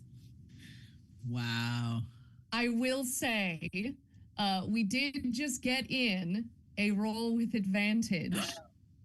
Would you like to spend that as New Age Geeks got us to our $100 reward? No. I will, to see if I can convince people it's literally just like, oh yeah, it's festival day. I wanted to put on my festival armor. Once Okay, someone yeah, actually, points it I'll out give to you- me. This is I'll my give you nice stuff. Instead of using it on stealth, go ahead and roll with advantage a performance check to see if then you can carry that off. Okay. That's a +4 for me with advantage. So that's dirty 20, a nasty little 20. There it is. Nice. Yeah, incredible. So as everybody is at first just taken aback of like, what is this? And they're a little afraid. You're somehow able to pull out the performance of a lifetime and say that you like just got it completed at the blacksmith and isn't it beautiful? You thought it would be like chic. I think for the first time, like Dame Ursi is actually smiling to cover up for the fact that she forgot her. So she's like, yes, it is festival day. And yes, I am clearly very excited to be here. This is my Sunday best. Haha. Yay. One of the more fashionable people of town is just like, Dame Ursi, you know, I am just so proud of you for finally like taking the time to get a little upgrade for the festival. That's just, it's so beautiful. Look, your other armor was clearly very serviceable, but this is a good look. Thank you. And I also enjoy speaking with you. Look, they are fashionable. They are not bright, so they totally buy that. They are very for it, and you're able to pass off and into the festival.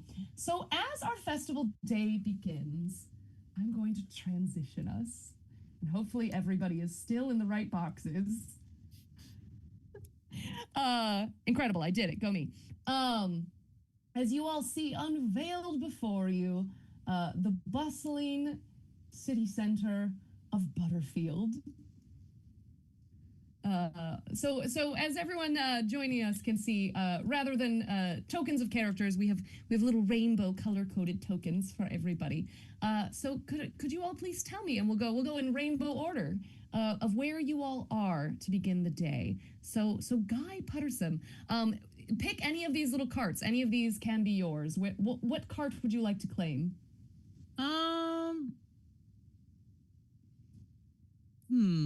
How about the one in the middle to the right, out the top?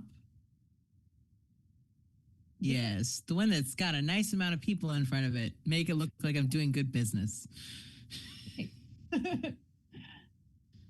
Yeah, maybe I've got some fireworks, like the ones that shoot sparks. I got a few of those going off, and it's attracting people's attention right now. Yeah, you've managed to like rig almost like never-ending little sparklers. Yeah. Love that. Great. So you're manning your little toy cart, and children are flocking to it. And mommy, I want that one. I want that one. Real quick, just for funsies, let's see how good business is going. Sure. Would you like it to be intelligence or performance? For how well it's the same roll, so crafted let's do performance. Okay. Oh, that's 10. Okay. Everybody is doing that thing that all of us do when we're at the con, and you're walking the con floor for the first time, and you're like, oh my God, I love your stuff. I'm definitely going to circle back for it. Yeah, sure. Sure. Just have to decide where I want to spend my money. I'll see you again later, maybe.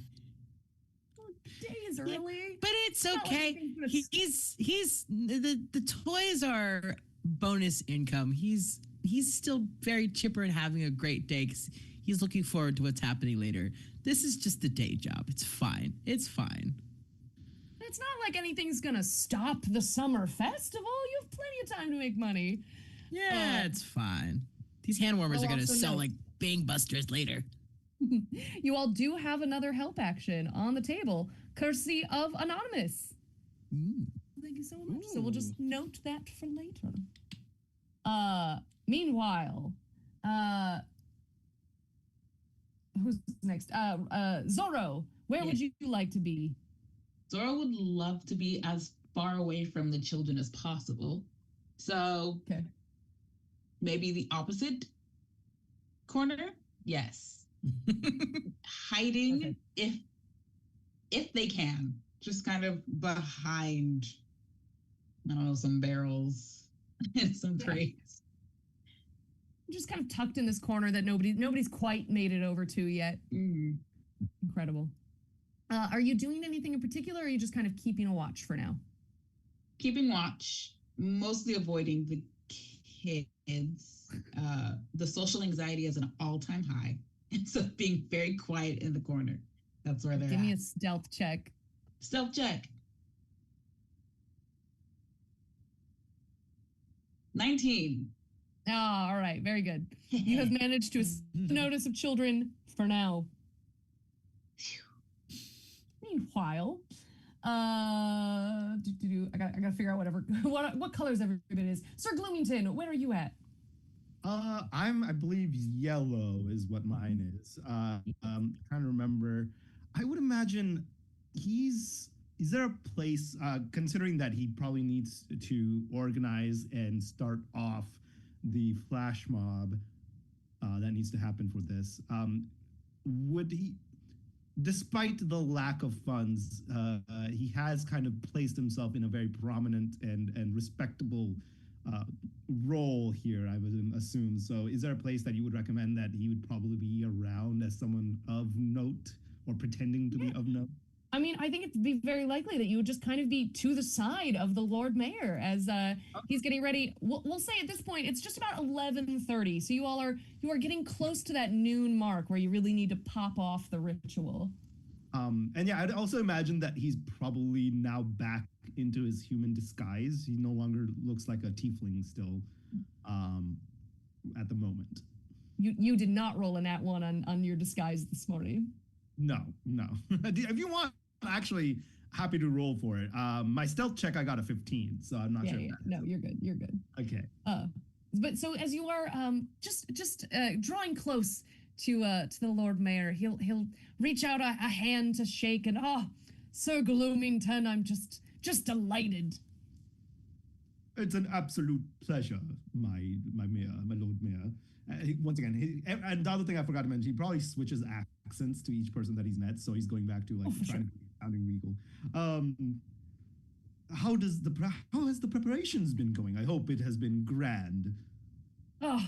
Gloomy, you can just call me Gavin. You don't have to call me my mayor. That's so regnal.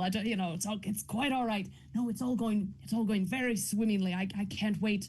We're so close to that moment where your friend Kino, the connoisseur, he's gonna judge all the cakes, and we'll get the fountain to go off. It's going to be this is going to be the finest summer festival that's ever been. I could imagine it being quite grand and unforgettable. I've no doubt it will be. Now, you do know how it's all going to go off today. Oh, absolutely. I would imagine that everybody's going to be quite shocked and in awe of tonight.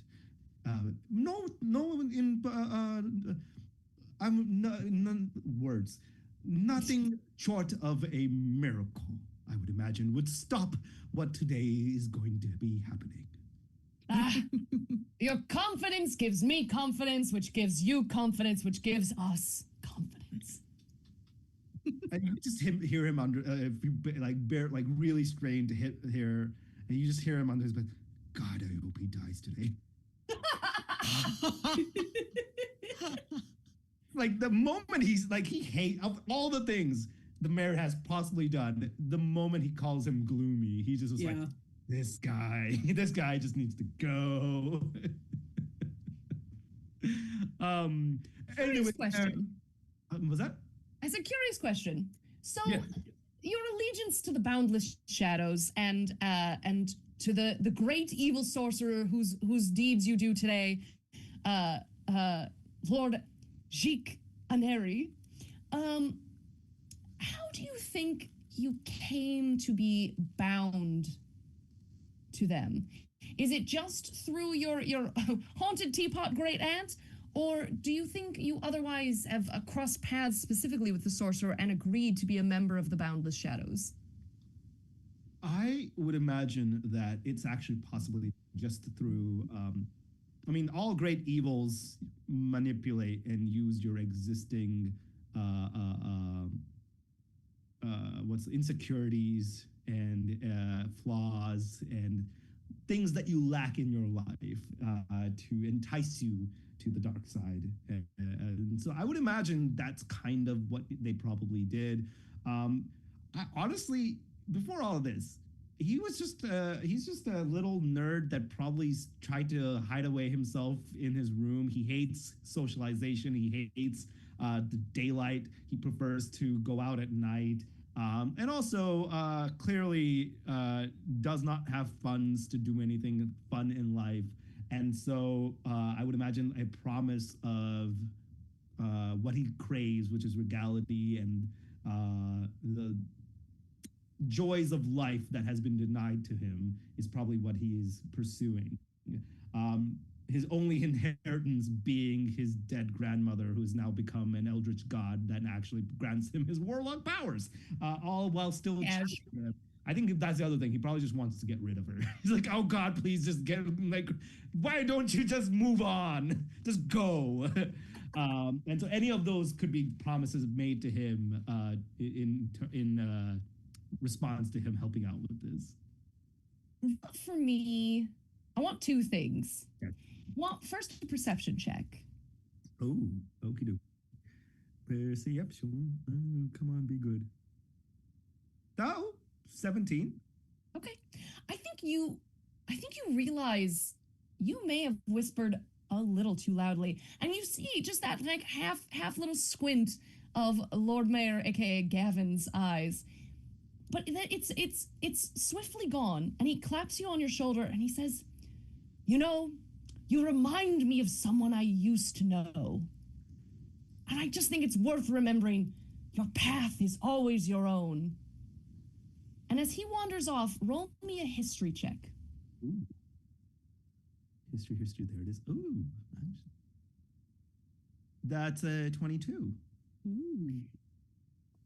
I think somewhere along the lines, you actually encountered the sorcerer who leads the Legion. And in a surprisingly vulnerable moment, the two of you kind of shared exasperations with the world and with what people expect of you.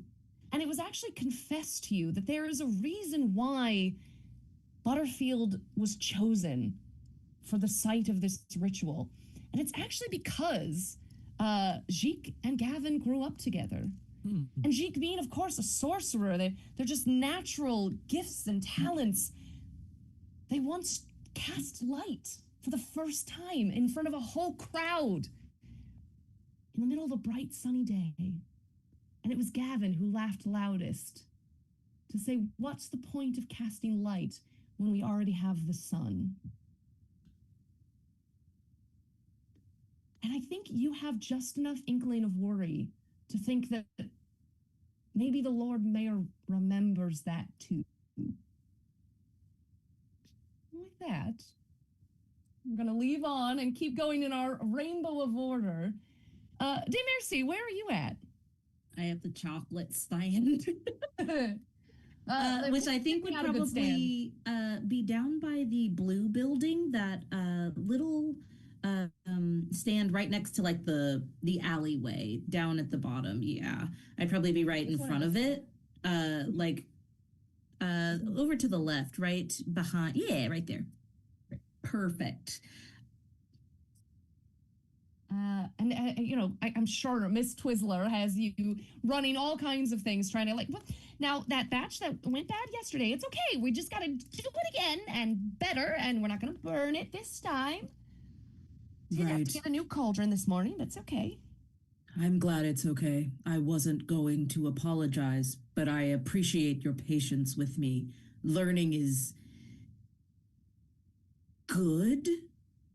It is. And you know, I do have to say, you know, you're just looking so charming this morning. I'm so glad you took the time to get an upgrade for the festival. You just look so nice. And I bathed. Proud of you. Is there going to be a break for the devil cake? What? Yeah, by a break, you mean like so you can go eat it? Or do you think there's going to be like a run of crowd upon it? I would like a slice during my union-mandated break. Oh my God, your union? Oh, darling, you needed to tell me that. I gotta up you.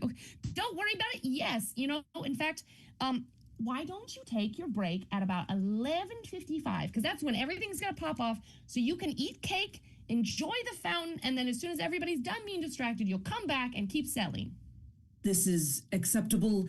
And I will not burn the chocolate. I didn't think you were going to. Not again. Surely not. Surely not. I'm really worried that I'm currently burning the chocolate. Yeah, actually, go ahead. Roll also. I'm going to ask for two things from you as well. Go ahead and roll intelligence or history if you have a slightly different bump in stat there. Yeah. Just to see if you've learned your lesson and if you're doing better on the chocolate today. I would like to inform you that I am not doing any better on the chocolate today. It's a 3. Oh my God.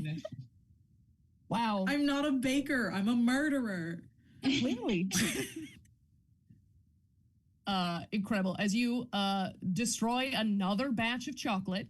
I am legitimately sorry about this. Dame Mercy's not, but I feel awful. Look, you all do now have at this point 3 help actions available. Would you like to use one to guarantee that you can complete a correct batch of dark chocolate to make the cake needed with? Yeah, I do. We need it. Yeah. Can I, as I'm like stirring, I'd like to turn to Miss Twizzler and I said, I know I said surely not, but I fear the not part is inadequate. I'm surely going to ruin this batch. Could you give me some pointers? Incredible. And as you ask for help, first of all, we're going to thank potentially another anonymous or the same person for donating another help action. Whoever that was, thank you so much. We're going to finally spend one of those. And I think you have this genuinely kind of charming little moment where Miss Twizzler is just showing you, you've got to watch how much fire there is versus, with dark chocolate, there's so little extra liquid to it to make it perfect. And she takes you through the process of baking a cake and she's just really patient with you and showing you the way to make a perfect and delicious, decadent dark chocolate. And I feel like you have a little swell of pride as it's just a perfect dark chocolate cake comes out. And as it does, just very casually, Jed kind of strolls on past and then kind of stops and goes, well, howdy, ladies. That cake is looking mighty good. And I was wondering, fountain's about to go off any minute now, I think in the next 10 minutes or so, and I'd love to get a slice. I look to Mrs. Twizzler and I go, what do I do? What do you mean? Give him cake. I take out my halberd and I slice into this cake. Like the plate underneath it shatters into a perfect like pie cut. And I'm gonna take the slice of plate cake and hand it over. We're gonna pause that moment right there.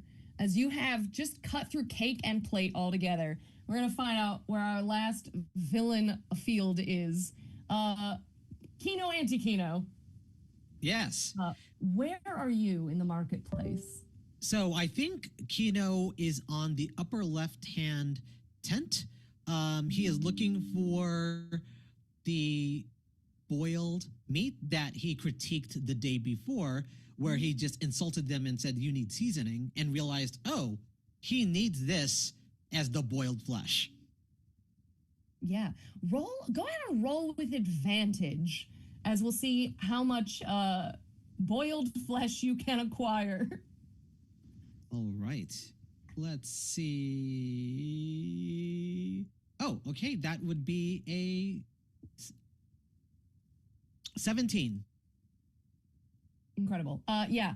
Hot dogs, fresh off the grill, perfectly seared, and some of them, they got the little spiral cut and they're swirled with bacon. There is some delicious assorted grilled meats ready and available to you. And, Kolka, the dwarf grill master there is just like, yes, you can get any of the grilled meats you like. I want my best meats for you. And he takes a pound of it because he needs that, and a little more. And he just takes one bite of it, and he pauses because this is actually good. What seasoning did you put in this? Because this, you can make money off of this. We could make money off of it. You could make money off of this. What seasoning did you put in here?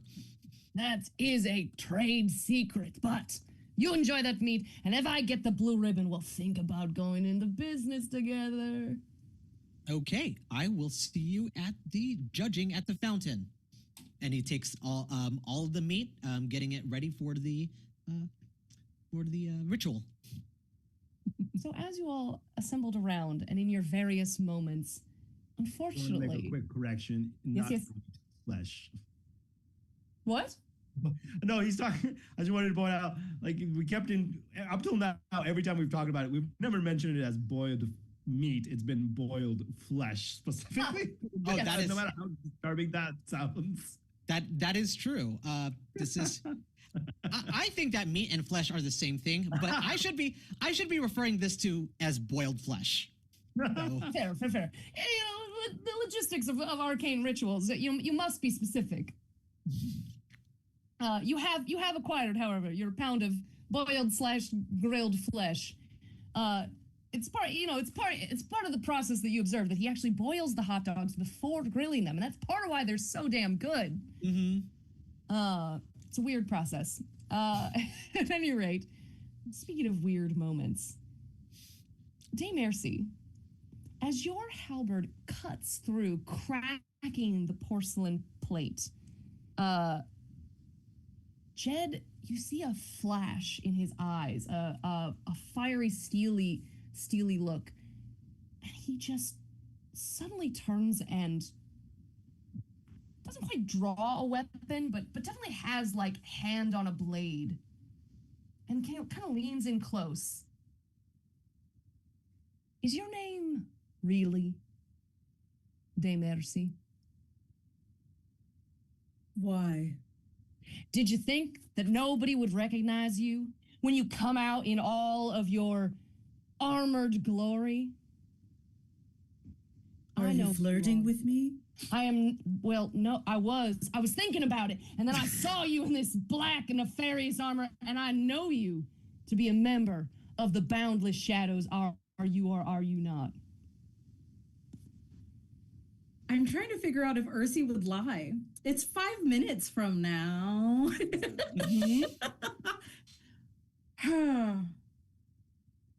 I think she is, instead of saying anything as he's talking, like, are you or are you not, she's going to shove the cake into his mouth.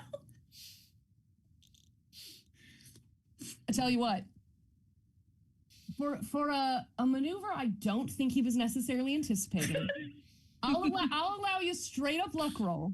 Okay. If you get above a 15, you can get a surprise action off on him. Wait, what dice is this? No, I don't trust you. Okay, this one. This is my new one. I've been rolling my green dice because Meadows and Pasture, and I'm a green guy, and now I'm doing black die. It's full shadows, baby. Y'all? Okay, 16? Wait, what did you say? Yeah, above a 15. Incredible. Okay. You get an action off on him as a surprise round. Let him eat Go cake. ahead and roll like a melee attack with cake. Roll for cake. Okay, great. Meanwhile, everybody else and you as well. Ooh, that's even better. Okay, I like this dark die. This dark die is doing me very well. That is an 18 plus 5 is 23. Holy cow. All right. You smash cake like a pissed off bride straight into his face. Roll damage on we'll say whatever your melee is +1 for the porcelain plate. Okay. All right, that is a 5 points of cake damage. You smash it quite hard, and look, it's just cake, but that plate cuts into his face, and as he begins to bleed, we'll get Jed here on the field. Oh no! As a hero was in fact summoned. Where are you? How could this be true? He's facing you down, and he calls out, "There's villains here! Everyone, get out of town! Scram! As I'll take her out." He's trying to save civilians as he goes. Everybody else, please, if you haven't already, roll initiative and let me know where you landed. Was it hard to hear him speak because of all the cake? Is it possible it was muffled? Because we need our flash mob. Like, if they leave, This is true. I was going to say that I would imagine, at least if I can get an action in, if possible, or my first action would probably be me trying to initiate the flash mob. Incredible. We'll have to come back to that, as unfortunately the action has popped off. But let me know. Did anybody get above a 16? 17. 19. Nice. Ooh. Was the Dame Mercy, was that you? 19. And then who was the other one? Kino at 17. Great, incredible. Anyone in the 12 to 16 region? I got a 14. Ooh. Very good. 9. Where's everyone else? Sir Bloomington got a 12. And Zoro, where you at? 9. 9. Oh no. My Zelda die are not liking me today. Shame. It happens. All right. Well, that does mean, Dame Mercy, you get a second action as you are top of the order.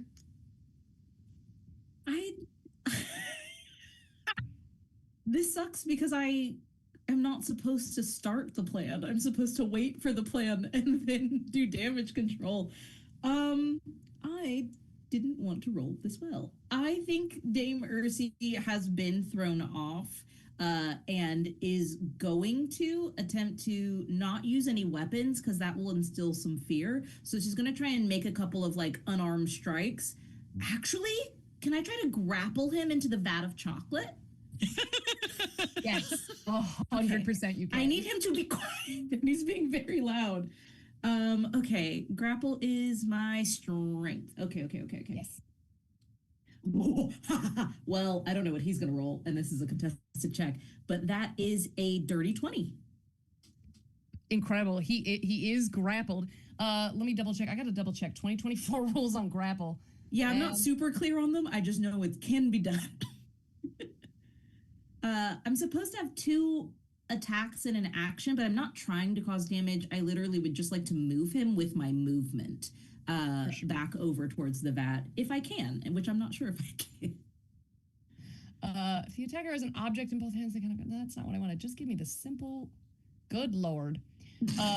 Welcome to 2024 rules. Give me the everyone, spark where we notes, all I beg of check you. what we're doing.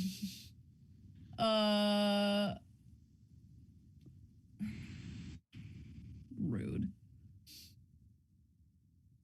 Okay, so it says you can use both the damage and grapple option. So I would say make melee damage, Okay. and then he can also be grappled. Double check my melee damage. Yeah, no, that's correct. Okay.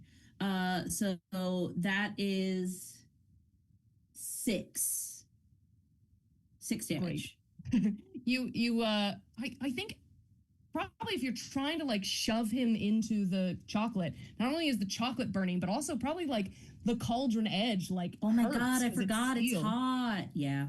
Yeah. I was Yeah. in my brain, I was like Willy Wonka chocolate river. But no, it is like a boiling vat of chocolate.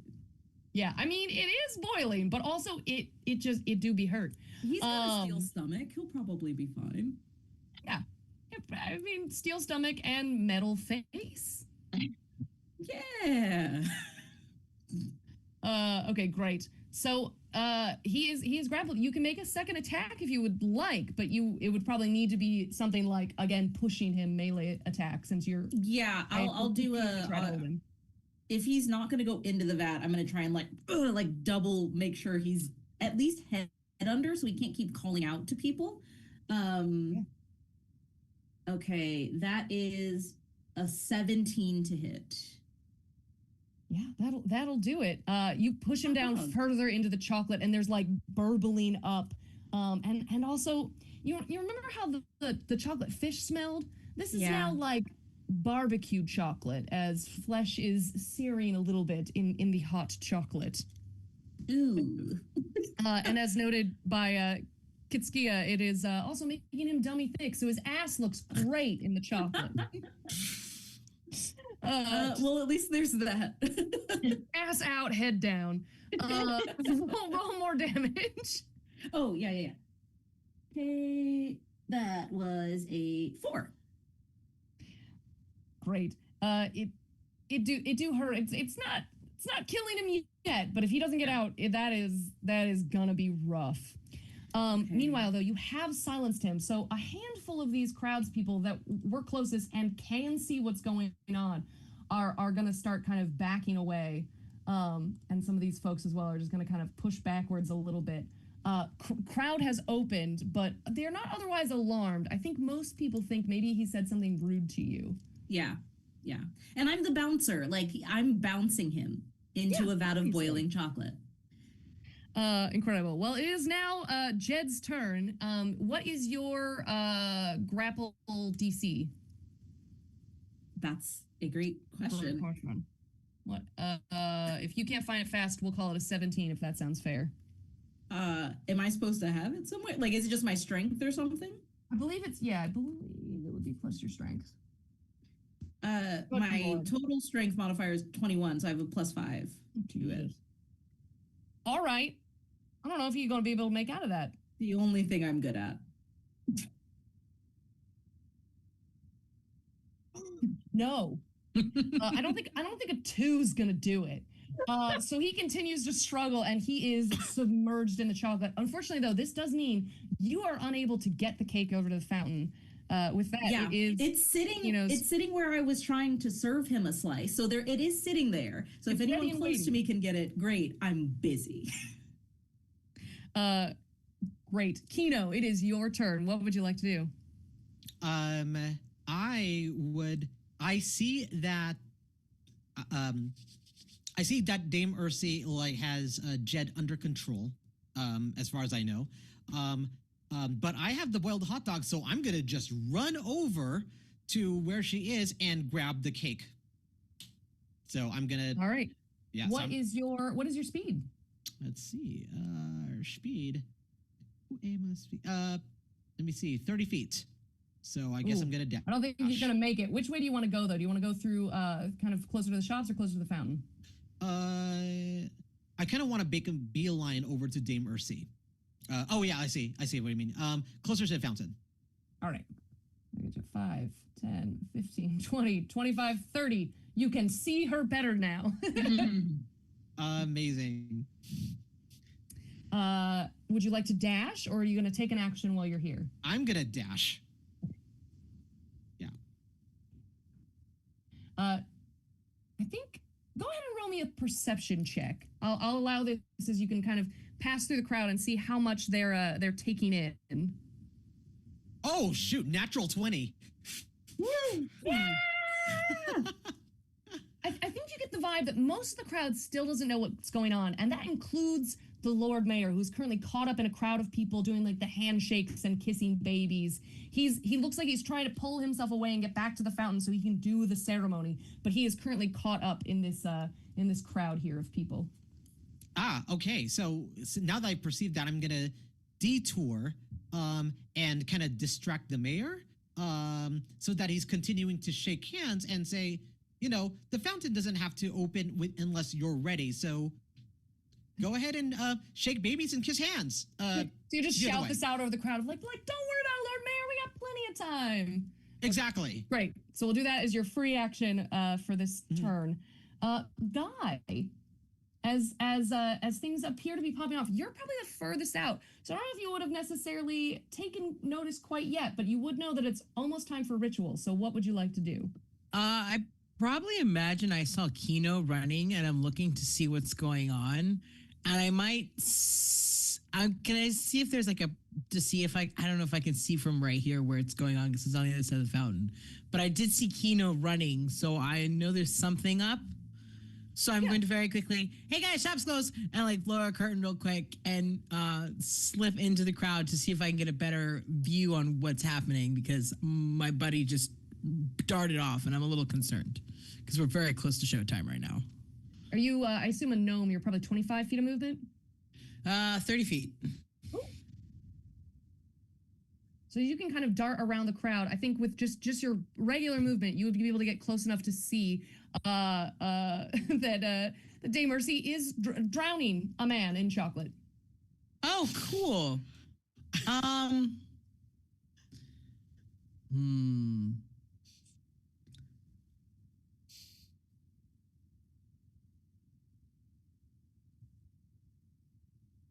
Do you want to do anything else from there? Is there anything you can do I'm in the debating. distance? I would like to cast Hex on him to assist. Ooh. Okay. And since they're grappling, I'm going to give him disadvantage on strength checks. Okay. I'm using one of my 2 packed slots for that. Very good. What does casting Hex look like for you? It's a great question. I think Guy looks like a really unassuming, brightly colored tinkerer, and you really don't expect this really dark, necrotic energy to slip out of his finger as he points across the way towards the hero on the other side, and hopefully no one's going to necessarily notice the petrified eye of newt that he's holding while he does so. But he's going to try and cast a hex with hissing under his breath the spell that he needs to say. But it's like a black necrotic energy. It looks very spooky if anyone sees him. Very good. I just realized I forgot. So Dame Aircy and Sir Gloomington, on your turns, your minions can do things. So Dame Aircy, we'll rewind the clock a little bit. Would you like to call Night Night into the field? Yeah. I think I give like a quick whistle. And I see I'm hoping that they come up from the alley right next to the area, and I want to tell them to go, get it, girl. And I want him to like pick up the little the plate of the cake, like okay, and dressage. They probably can't go too far, but I'd like them to be able to head towards whoever's making their way towards me. So Kino is like busy with the Lord Mayor, definitely wouldn't walk up to them. But like if Guy is coming up or if Sir Gloomington starts heading this way, like I want to let them know to get it to an ally, because Night Night knows who I am actually close with. For sure. Night Night has a +2 for Dex. So could you please give me a Dex check to see how well this cake fetching dressage goes? Come on, Night Night. What's that? That is a 12 plus 2, so 14. Okay. Look, horses not really made for this. Right. But it's not awful. It's more that they like get off a little of the frosting with the big lips as they're trying to like grab the plate. And then good for them. I put everything into that cake. I hope they love it. You put your whole halberd into that cake. But yes, they are able to grasp the little plate and just do a really distractingly cute trot. And they have, let me see, just like we practiced. Just like you practiced. They do have a speed of 60 feet. So if you would like, they can either head towards Kino or go straight for Guy right at the fountain. If that's the case, can they just do like the little like trot to turn around and set it on the edge of the fountain? That way it's put down, and when we need it to be in the center, we can get it there. Yeah. And honestly, they look so fancy and so nice. Everybody thinks this is just a part of the show. Uh-oh. Did we lose somebody? Nope. Okay. Stream went just a wee bit wonky. Give me 2 seconds. I don't know what happened. Somebody's camera glitched. So let me see if I can get us back to where we need to be. Oh, fun. Give me 2 seconds, folks. Sorry about that. Ah, the joys of live tech. Wouldn't be a stream if there weren't tech issues. Right? Oh, now I'm just breaking everything. All right. Everybody has swapped around places, so give me 2 seconds while I put everyone back where you belong. While that's happening, if we can point out, we're now at 140. Woo!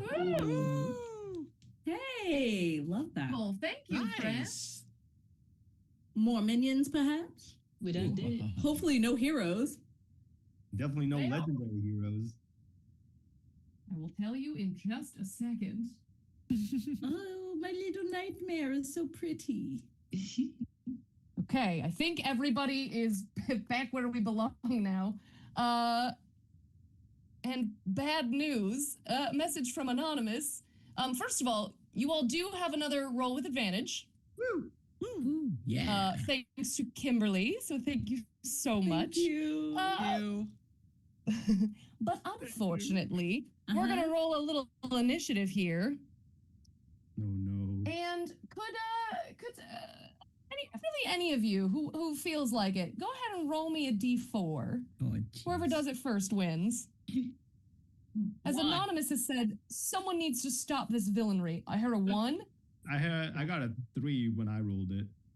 Oh, I got one. well then we'll divide it by 2. Well, that one wasn't supposed to be there. pull that one out, but the actual second one, coming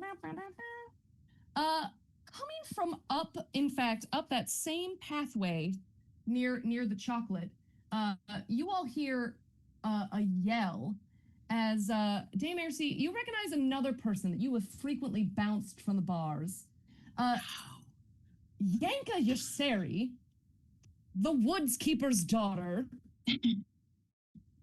a just absolutely statuesque figure, burly made. She's got 2 axes on either side for any wood that might need chopping. And she happens to be best friends with Jed. She's hot. And she sees you drowning him, and she has popped off with a pretty high initiative. So we're going to stick her right behind Guy just to get her action in there right now. Huh? And as she sees you drowning her best friend, she's just gonna straight up charge in and make a couple of axe swings at you because she doesn't care why, but you are drowning Jed. First of God, all, I don't think either of those is gonna rude. hit. So rude. I don't think a 12 is gonna do it. No, not with my super cool Sunday's best armor. Obviously. So she comes charging in and just almost drunkenly. She's been partying. It's a festival day. You hear just chinks of metal on stone. She's like, now what are you doing with Jed? Get off of him. I'm not gonna get off of him. Like, I'm still pushing him down, but I'm like trying to dodge her hatchet swings, and I go, it's not what it looks like at all. Go ahead, roll performance for me. Fuck. Okay. You gotta keep trying to lie. Or deception, I guess. Deception? Deception check. Yes. Okay, well, I've already rolled it. I'm honoring the roll. It is a 12, so I don't know what I add to that. So that's +4. That's a 16. Ooh. She'll actually kind of like be pulling her axes out of the ground with her stuff and go like, I'll give you a minute to explain yourself. But we're still in battle initiative, so we'll come back to that. Sir Gloomington, you have Miss Hissy curled around your feet. Night Night has just trotted over with a perfect plate of chocolate cake. What would you like to do? I don't know if this would count it as a bonus action, extra action, or an action. I would probably take the cake from Night Night, and then I would turn to Hissy the Void Cat, and I just go, "Showtime, girl," and I would imagine as one of the initial triggers to start the flash mob is I would have asked or trained Night Night to run off and essentially like swipe at people's feet to get them to start essentially dancing and going, and then that would be kind of the call to say, hey, let the flash mob begin of the key players. In the meantime, I don't even know if there's any is there music to match the Macarena going on? I mean, there's a hired local band that you were supposed to pay. So Oh, jeez. yeah. Oh no! Back me up. Oh no! Talk to me. Did we actually pay them? They were able to convince the barkeep that they had rooms for the night, but it was a tough call. So They're satisfied. talk to me. What kind of role do you think you should make in order to convince the band to begin playing the Macarena? I would let me see. I need to open up my skills to see what I can actually what would be a good one. Oh, can I use deception? Yes. Being like, what I'll probably do is pull out what looks to be a coin purse, a very heavily loaded coin purse, and shake it to make it sound like there's clinking sounds in there, but actually all that is in there is just scrap metal and rocks. Yes, very good. So you look over at the leader of the band, who's looking a little surly, a little tired, and you jingle your coin purse. If you can get a deception of 17 or higher, we'll say this succeeds. That was a 26. Incredible. He does the little circle motion and the band gets that going. It goes, hey, I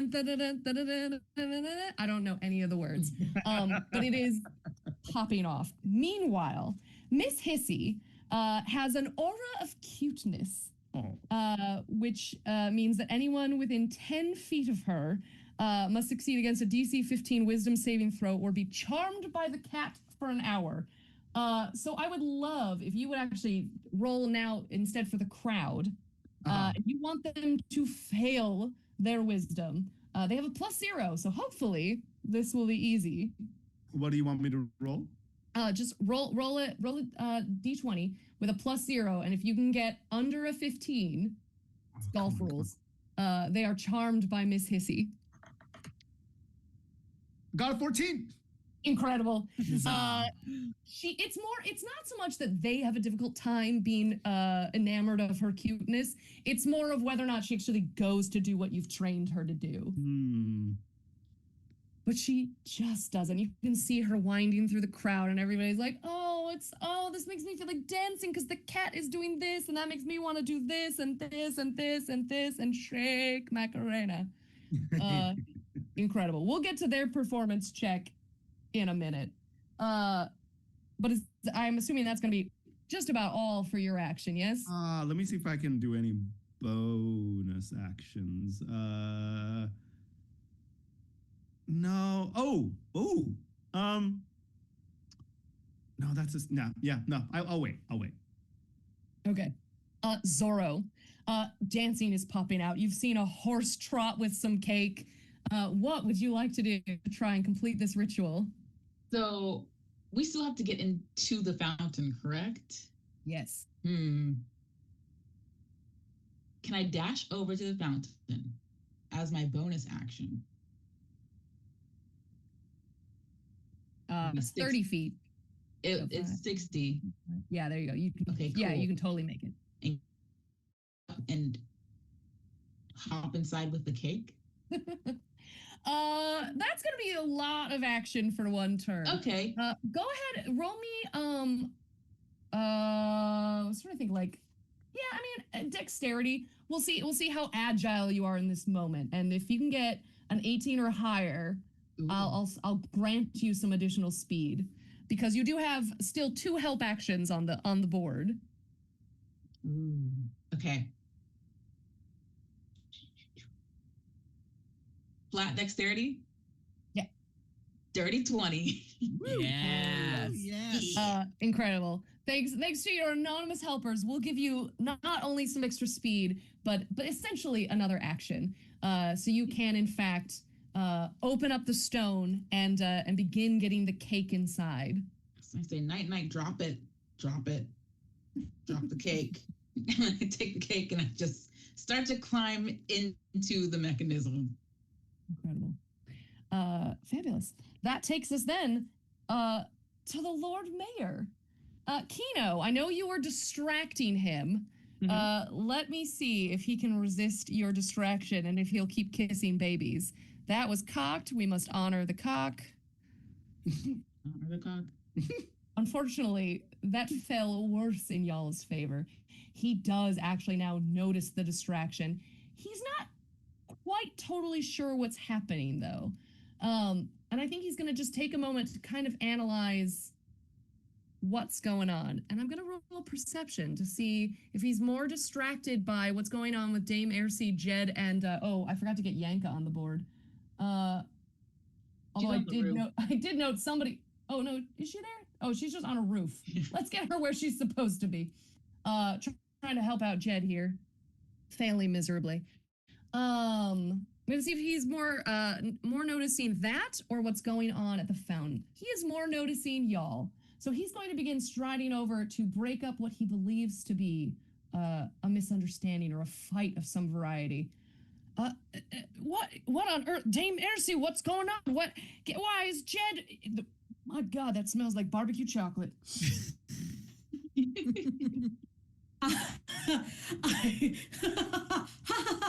And I like talking to you as well.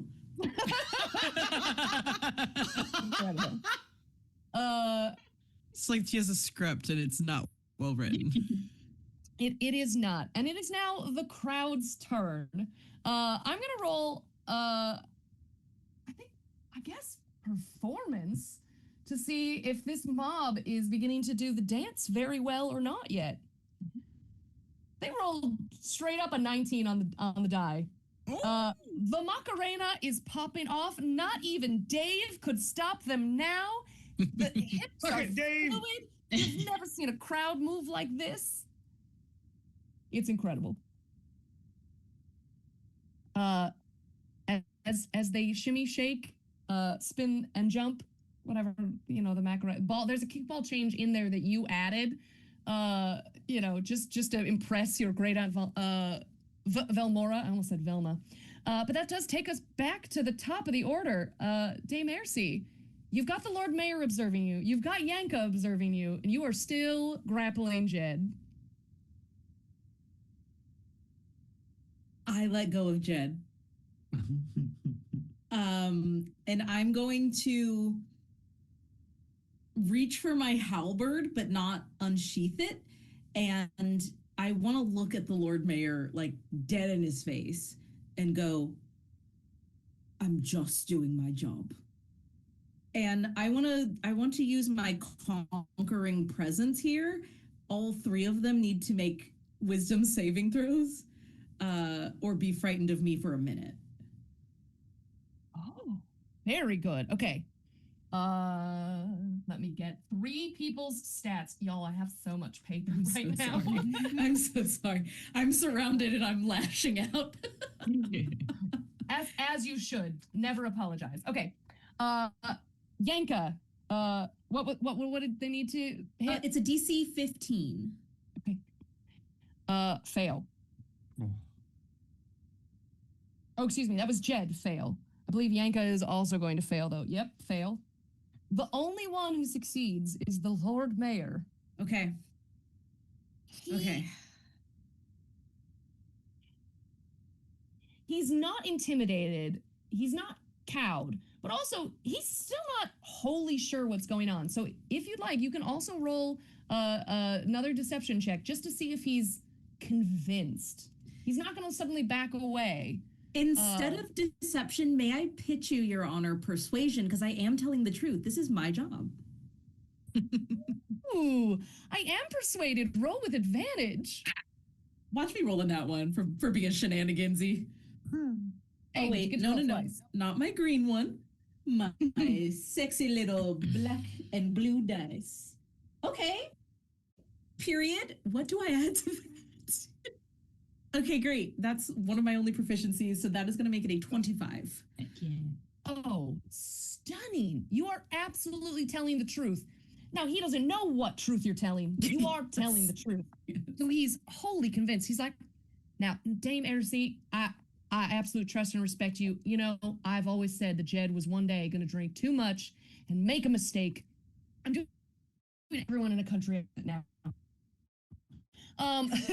He is, though, convinced enough that he is, in fact, going to walk toward, pop off with the day's festivities. Going to leave this in your care and your hands. Wild. I seem to be unstable, internet-wise. No. It's gonna be. Oh, you're frozen now. Oh, I can hear you.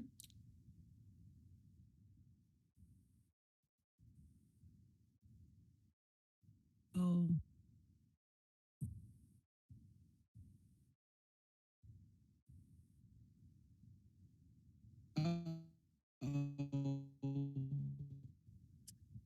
Oh, convince yeah, the now I Lord can Mayor hear that you. are, in fact, Yeah. doing your job, and he can trust you enough to just go back to kick off the festivities. Incredible. Then as my bonus action. Yeah, he'll have to do that on his turn. I forgot because we're in initiative order. Yeah, on my bonus action. Oh, they're frightened of me. Okay, then I won't do anything, but I am, if they're frightened of me and I walk past them, does that trigger an opportunity attack? It depends on that specific condition. Did they have to move backwards, or is it just they have to move away from you on their next turn? It just says frightened, and I'm not sure if that language changed with the date. Woo. Uh, Uh, yeah, just disadvantage on ability checks and stuff and attack Yeah. rolls. so they're probably not gonna make opportunity attacks Okay. as you walk past if you want to move away. Yeah, I think I keep my hand on my halberd, but I'm going to go walk up with my group here over by Miss Hissy to provide some support because I know Zorro's already like down in the contraption. And was Zorro, were they able to get the plate of cake down in there? They have it with them and they are going down. Okay. I would say perhaps they're not quite towards the center yet because they're also going to wait for the pound of flesh. Gotcha. Then I'm gonna stand guard, hand on halberd. I'll go ahead and unsheath it, and I'll just hold my weapon and prepare because it seems like everything's going off better now after the initial hiccup. So yes, I'll just stand there and wait, support my team. Great. Would you like for Night to do anything?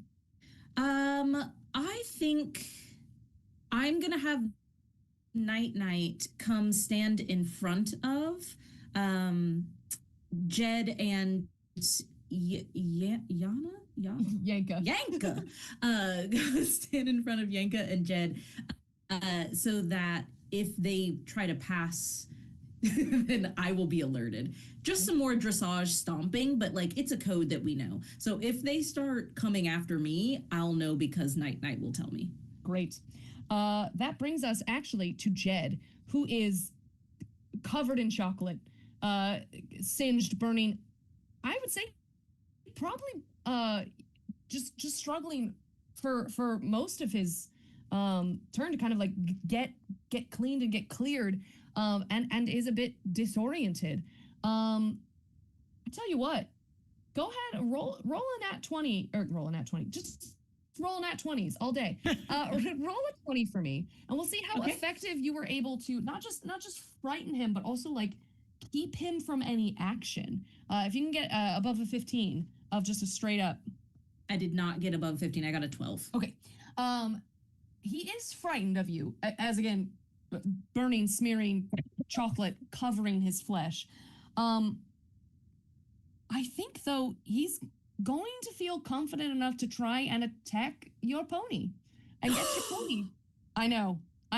He's a folk hero, and this is a nightmare. My little pony? Yours little pony, Night. Oh, incredible. Do believe that a 17 is going to hit. Yeah. Now, unfortunately, he doesn't have a weapon on him. Because he wasn't intending to have to defend anyone. So this is just an unarmed That attack was a on disadvantage, nightmare right? unicorn. Oh, That's no. right. Correct. Still. He's frightened, and he also has a disadvantage on his strength checks because the hex. I don't know if that helps or not. A 2 isn't going to do it. I think there's also just the psychological damage of trying to punch what appears to be a unicorn. It's just like Covered in chocolate. Conscious. I can't hit a horse. It's not dead. He can't be. So it's an utter waste of his turn. Kino, what would you like to do? The Lord Mayor. All right, I would like to deliver the pound of flesh, of boiled flesh, over to Zorro. Give me the flesh. Incredible. I will give you the tons of hot dogs. We'll let that be your bonus action. What would you like to do for your actual action? Looking around. So once I deliver the flesh, can I see Jed, like within my point of view? Because I think the mayor is not a threat right now. I mean, there's a giant nightmare unicorn in the way. Oh, okay. But I think most people kind of generally over there watch Jed attempt to hit a horse. Mm-hmm. So you can kind of see him. He's just, I mean, you wouldn't have exactly a direct shot to him because there is Night in the way. Okay, so I think what I wanted to do is not going to work without a direct shot. The mayor right now, is he just at the fountain awaiting to do the ceremony, or is he doing or is he doing something else that I need to be concerned I about? think in the sense of like initiative, you can see him like about to walk towards you. Oh, But it wasn't his turn, so he couldn't walk away yet. okay. And I think what I'll do is, I am a bard, so I'm gonna pull out my drum and just keep time with the Macarena.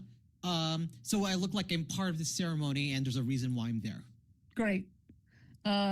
So you just get out some like bongos and you are going to town. Full performance. Okay. I'm going to inspire Dame Ursi because she needs it. Just straight out, I think she needs this. Let me go ahead and roll performance and 24. Okay, there we go. Inspiring. Suddenly, I will say with that, you're not only inspiring her, you're kind of inspiring everyone. The crowd is fully gathered around. Everyone's in unison. It's like a white people wedding. The Macarena is popping off. It is so good. Everyone in perfect unison, circling the fountain. The footwork is incredible. Even Dave is perfectly timed. It's just stunning. The ritual of the spell casting has begun. You have successfully checked one off the box. The flesh and the cake are about to be delivered. That's check 2. Everything is falling into place. Before Sir Gloomington can go, it is Yanka's turn. Now, she is not the brightest bulb in the batch. And she is also currently terrified to go anywhere near Dame Ersi. But we're still going to see if she can power through and figure out what's happening, as this town is in need of a hero. She rolled a 19 and a nat 20. Dang it. Dang. Alas. I think she gets the gist that not so much necessarily anything nefarious is going on, but her best friend was hurt. She has moral qualms about hitting a horse. And she doesn't have beef with the horse anyway. I don't know that she can quite make it to Dame Ersi, though. Let me see. 5, 10, 15, 20, 25. Oh, she can just get there. As she weeds through the crowd, she is frightened, but she is going to attempt to make 2 axe attacks on you. Okay. Disadvantage, fingers crossed, at least one of those misses. Well, if it was a 5 and a 19, and with disadvantage, that means the first one misses. And then 14 as the lowest, plus 4 is going to hit. That's exactly my AC, yeah. Yeah. So she gets off one of her axes, which is, where's my 12? So you're going to take a total of 13 points of damage. The first villain to be hurt at all. Heard. One hero has done something. Unfortunately, I am going to murder her for that. I do appreciate her moxie. Tried. And she's just going to yell out, "Why did you hurt my friend?" And just try to put a good fresh cut into your vent black armor. Sir Gloomington. Yes. How would you like to bring this ritual hopefully towards its climax and close? What else do we still need to do? Oh wait, did I pass over Guy? I'm so sorry. Oh, yeah. Sorry. I'm so sorry. The 2G names got me. Guy, we'll have you go first, and then Sir Gloomington. I'm trying to keep an eye on the situation. There's definitely combat happening.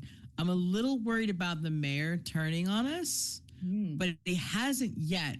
So I would like to use my Eyes of Charming to cast Charm Person on him. Ooh, very good. Yes. Just to be safe, because he can call out the guard on us. Yes. And so far, it looks like Ursi is getting away with this, and I want to keep it that way. Right. So he rolls a Remind DC 13. Okay. 2 on the dice is not going to do it. Ah! Incredible. Yeah, he is absolutely charmed. I think he's watching everyone gather and do the dance, and he's just beaming like this is everything he's been waiting for. There's this little tiff that's, it's gonna be over soon. But this flash mob is incredible, and plus you're charming. It's all glossed over. Anything else?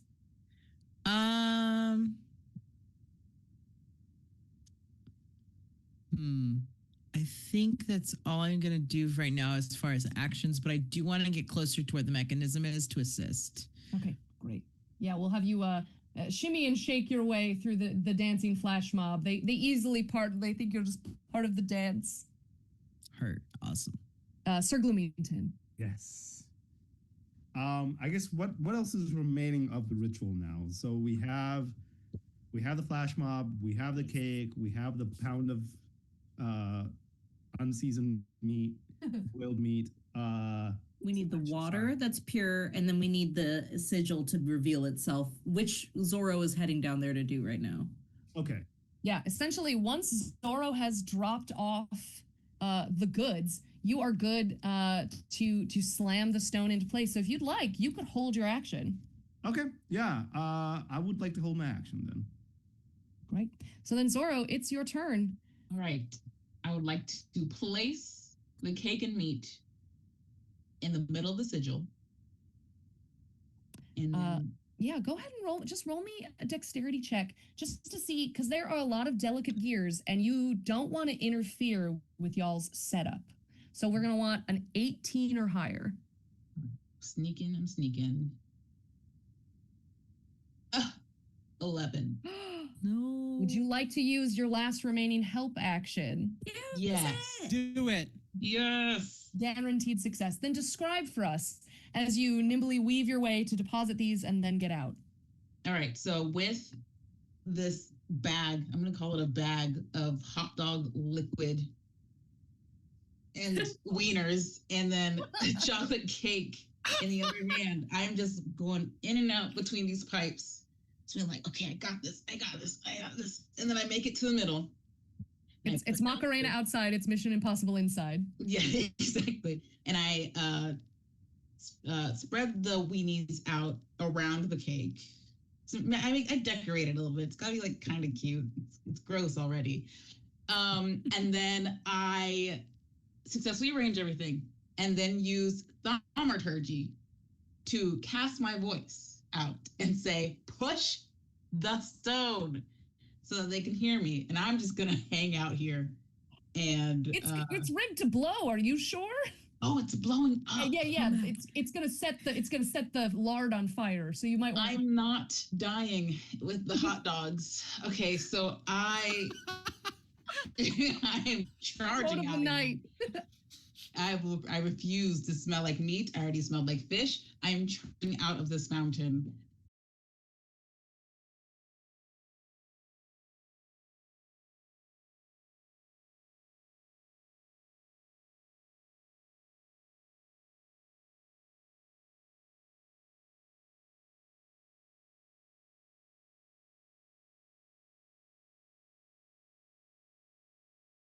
Of the gears that Guy put together, the hot dogs acquired by Kino, and the cake both created and acquired by Dame Ersi, centered in the sigil.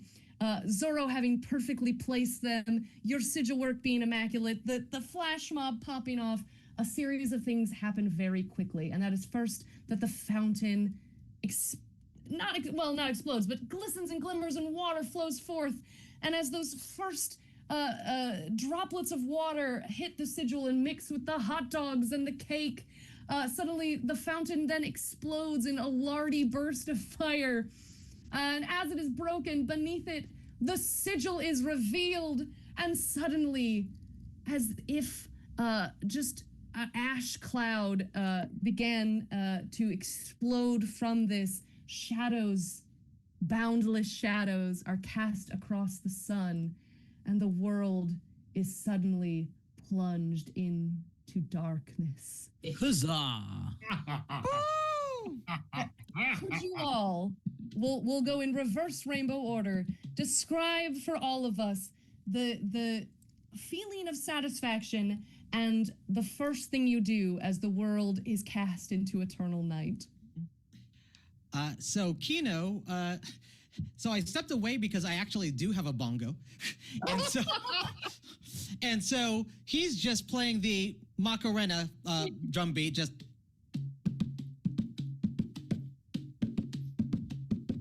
So he just continues to play it as it turns dark, and that's all he does because it just feels symbolic. Very good.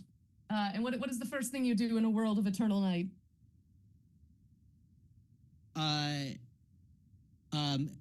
Once it becomes eternal night, he knew to start talking to a lot of those people, including the person who did the boiled hot dogs for him, and start to develop his own nighttime pop-up business, the All Night Bishness. Oh, very good. And it receives 3 Michelin stars. Now, are you allowed to rate your own restaurant? Who cares? The boundless shadows run the realm. You can do what you want. Exactly. As the haunting strains of the Macarena pop off, Dame Mercy, what would you like to do? I think when Yanka like swiped at me with that hatchet or that axe, it like sunk into a weak point in the armor, and I think Dame Mercy was just like, ow, and like grabs her arm, and as everything else goes dark after that explosion, she goes, night night bitch, and night comes by and takes her off, and she like pulls the hatchet out of her own shoulder, and the very first thing that she does is go over to Mrs. Twizzler, and she's gonna take a knee in front of her, and she's gonna go, I had planned to kill you. I apologize. I have changed my mind. Your cake, our cake, has pleased Our Lady of Decadent Darkness, and I believe you have a place in her graces. Can you see in the dark? Can you see me? It's Dame Ursi. Oh, my vision is actually kind of better at night. And I've always wanted to cook for royalty. That sounds really nice. I will introduce you. I do think Our Lady of Decadent Darkness will adore your confectionaries. I have a few people to slay. I'll be back in a couple of hours. And she's going to turn around, like, with the hatchet and her halberd, like, swinging wildly as she runs off. Take your union break, dear.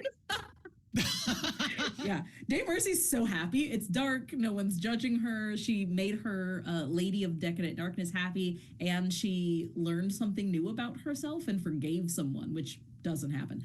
So it's great. She's living her best life. And Night has sloughed off the cardboard. The paint has like burned through from their nightmarish mane, and they're in all their rampaging nightmare glory, just stampeding all over Yanka. Dressage! Just dressaged into the stone. As someone in the chat said, wholesome, but first, slain. Thank you, Kel.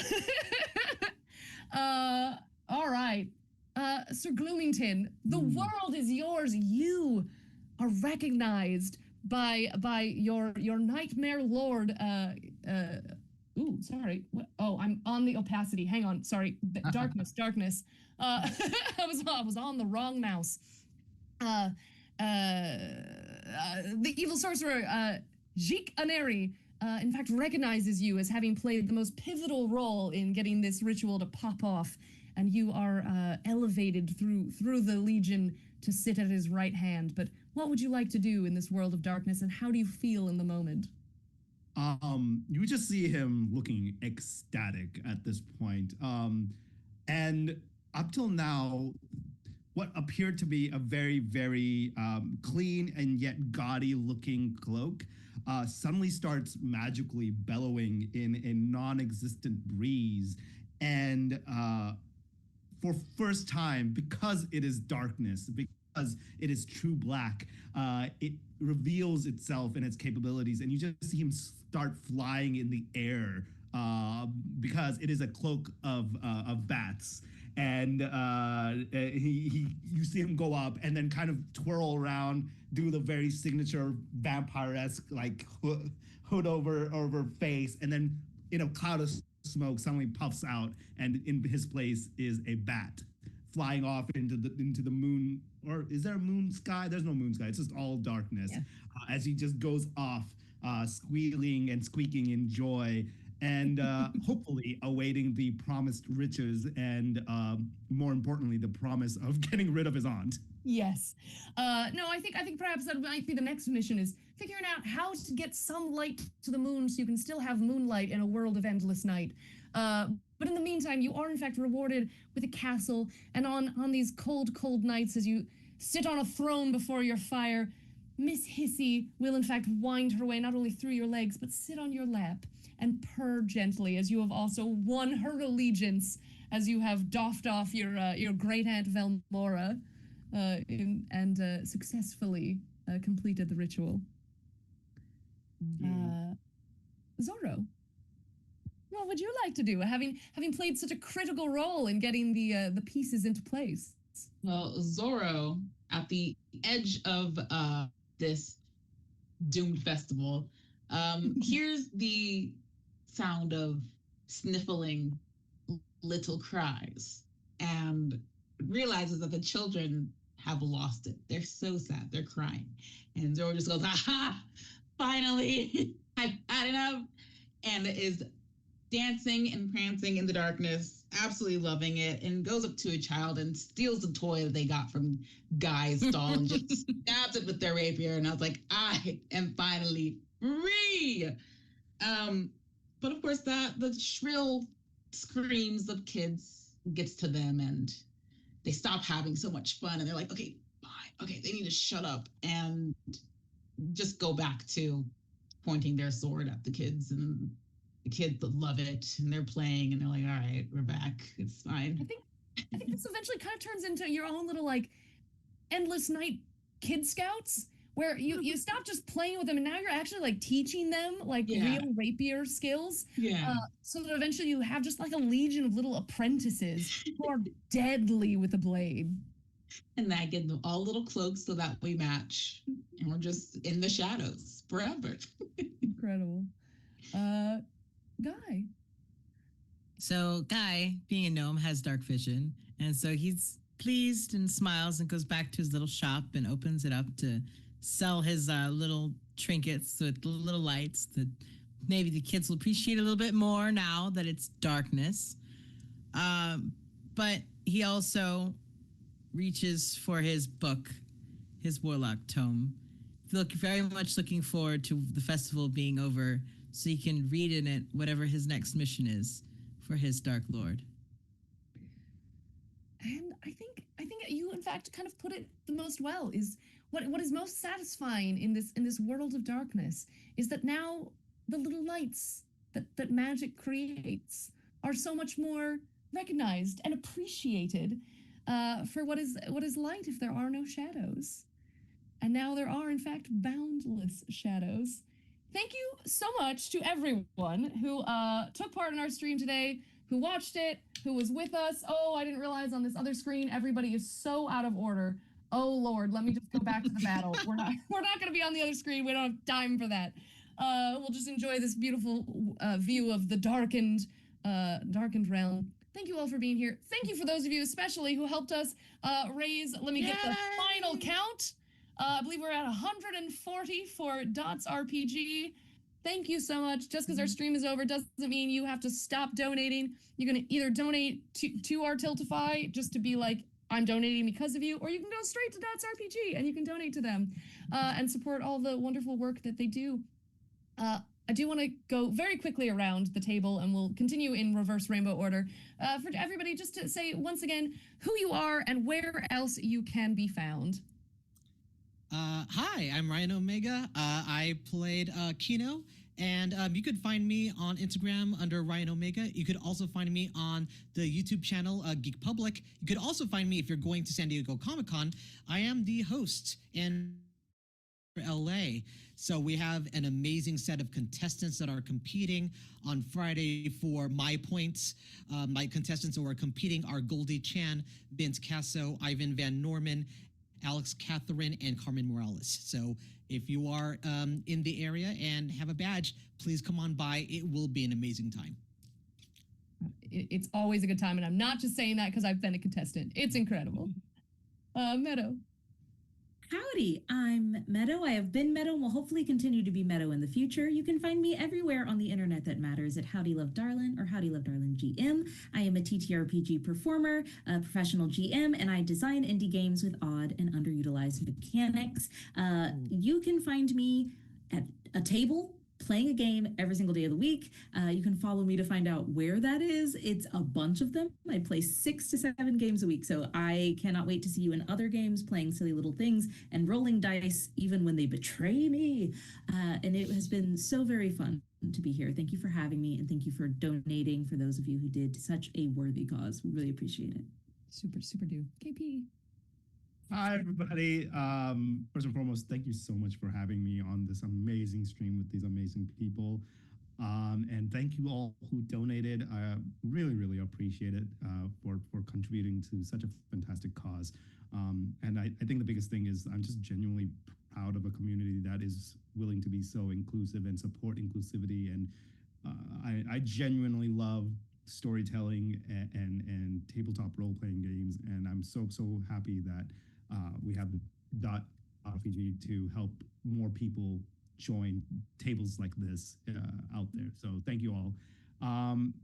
Outside of that, I'm KP11 Studios everywhere. I'm a photographer. I am a performer, voice actor.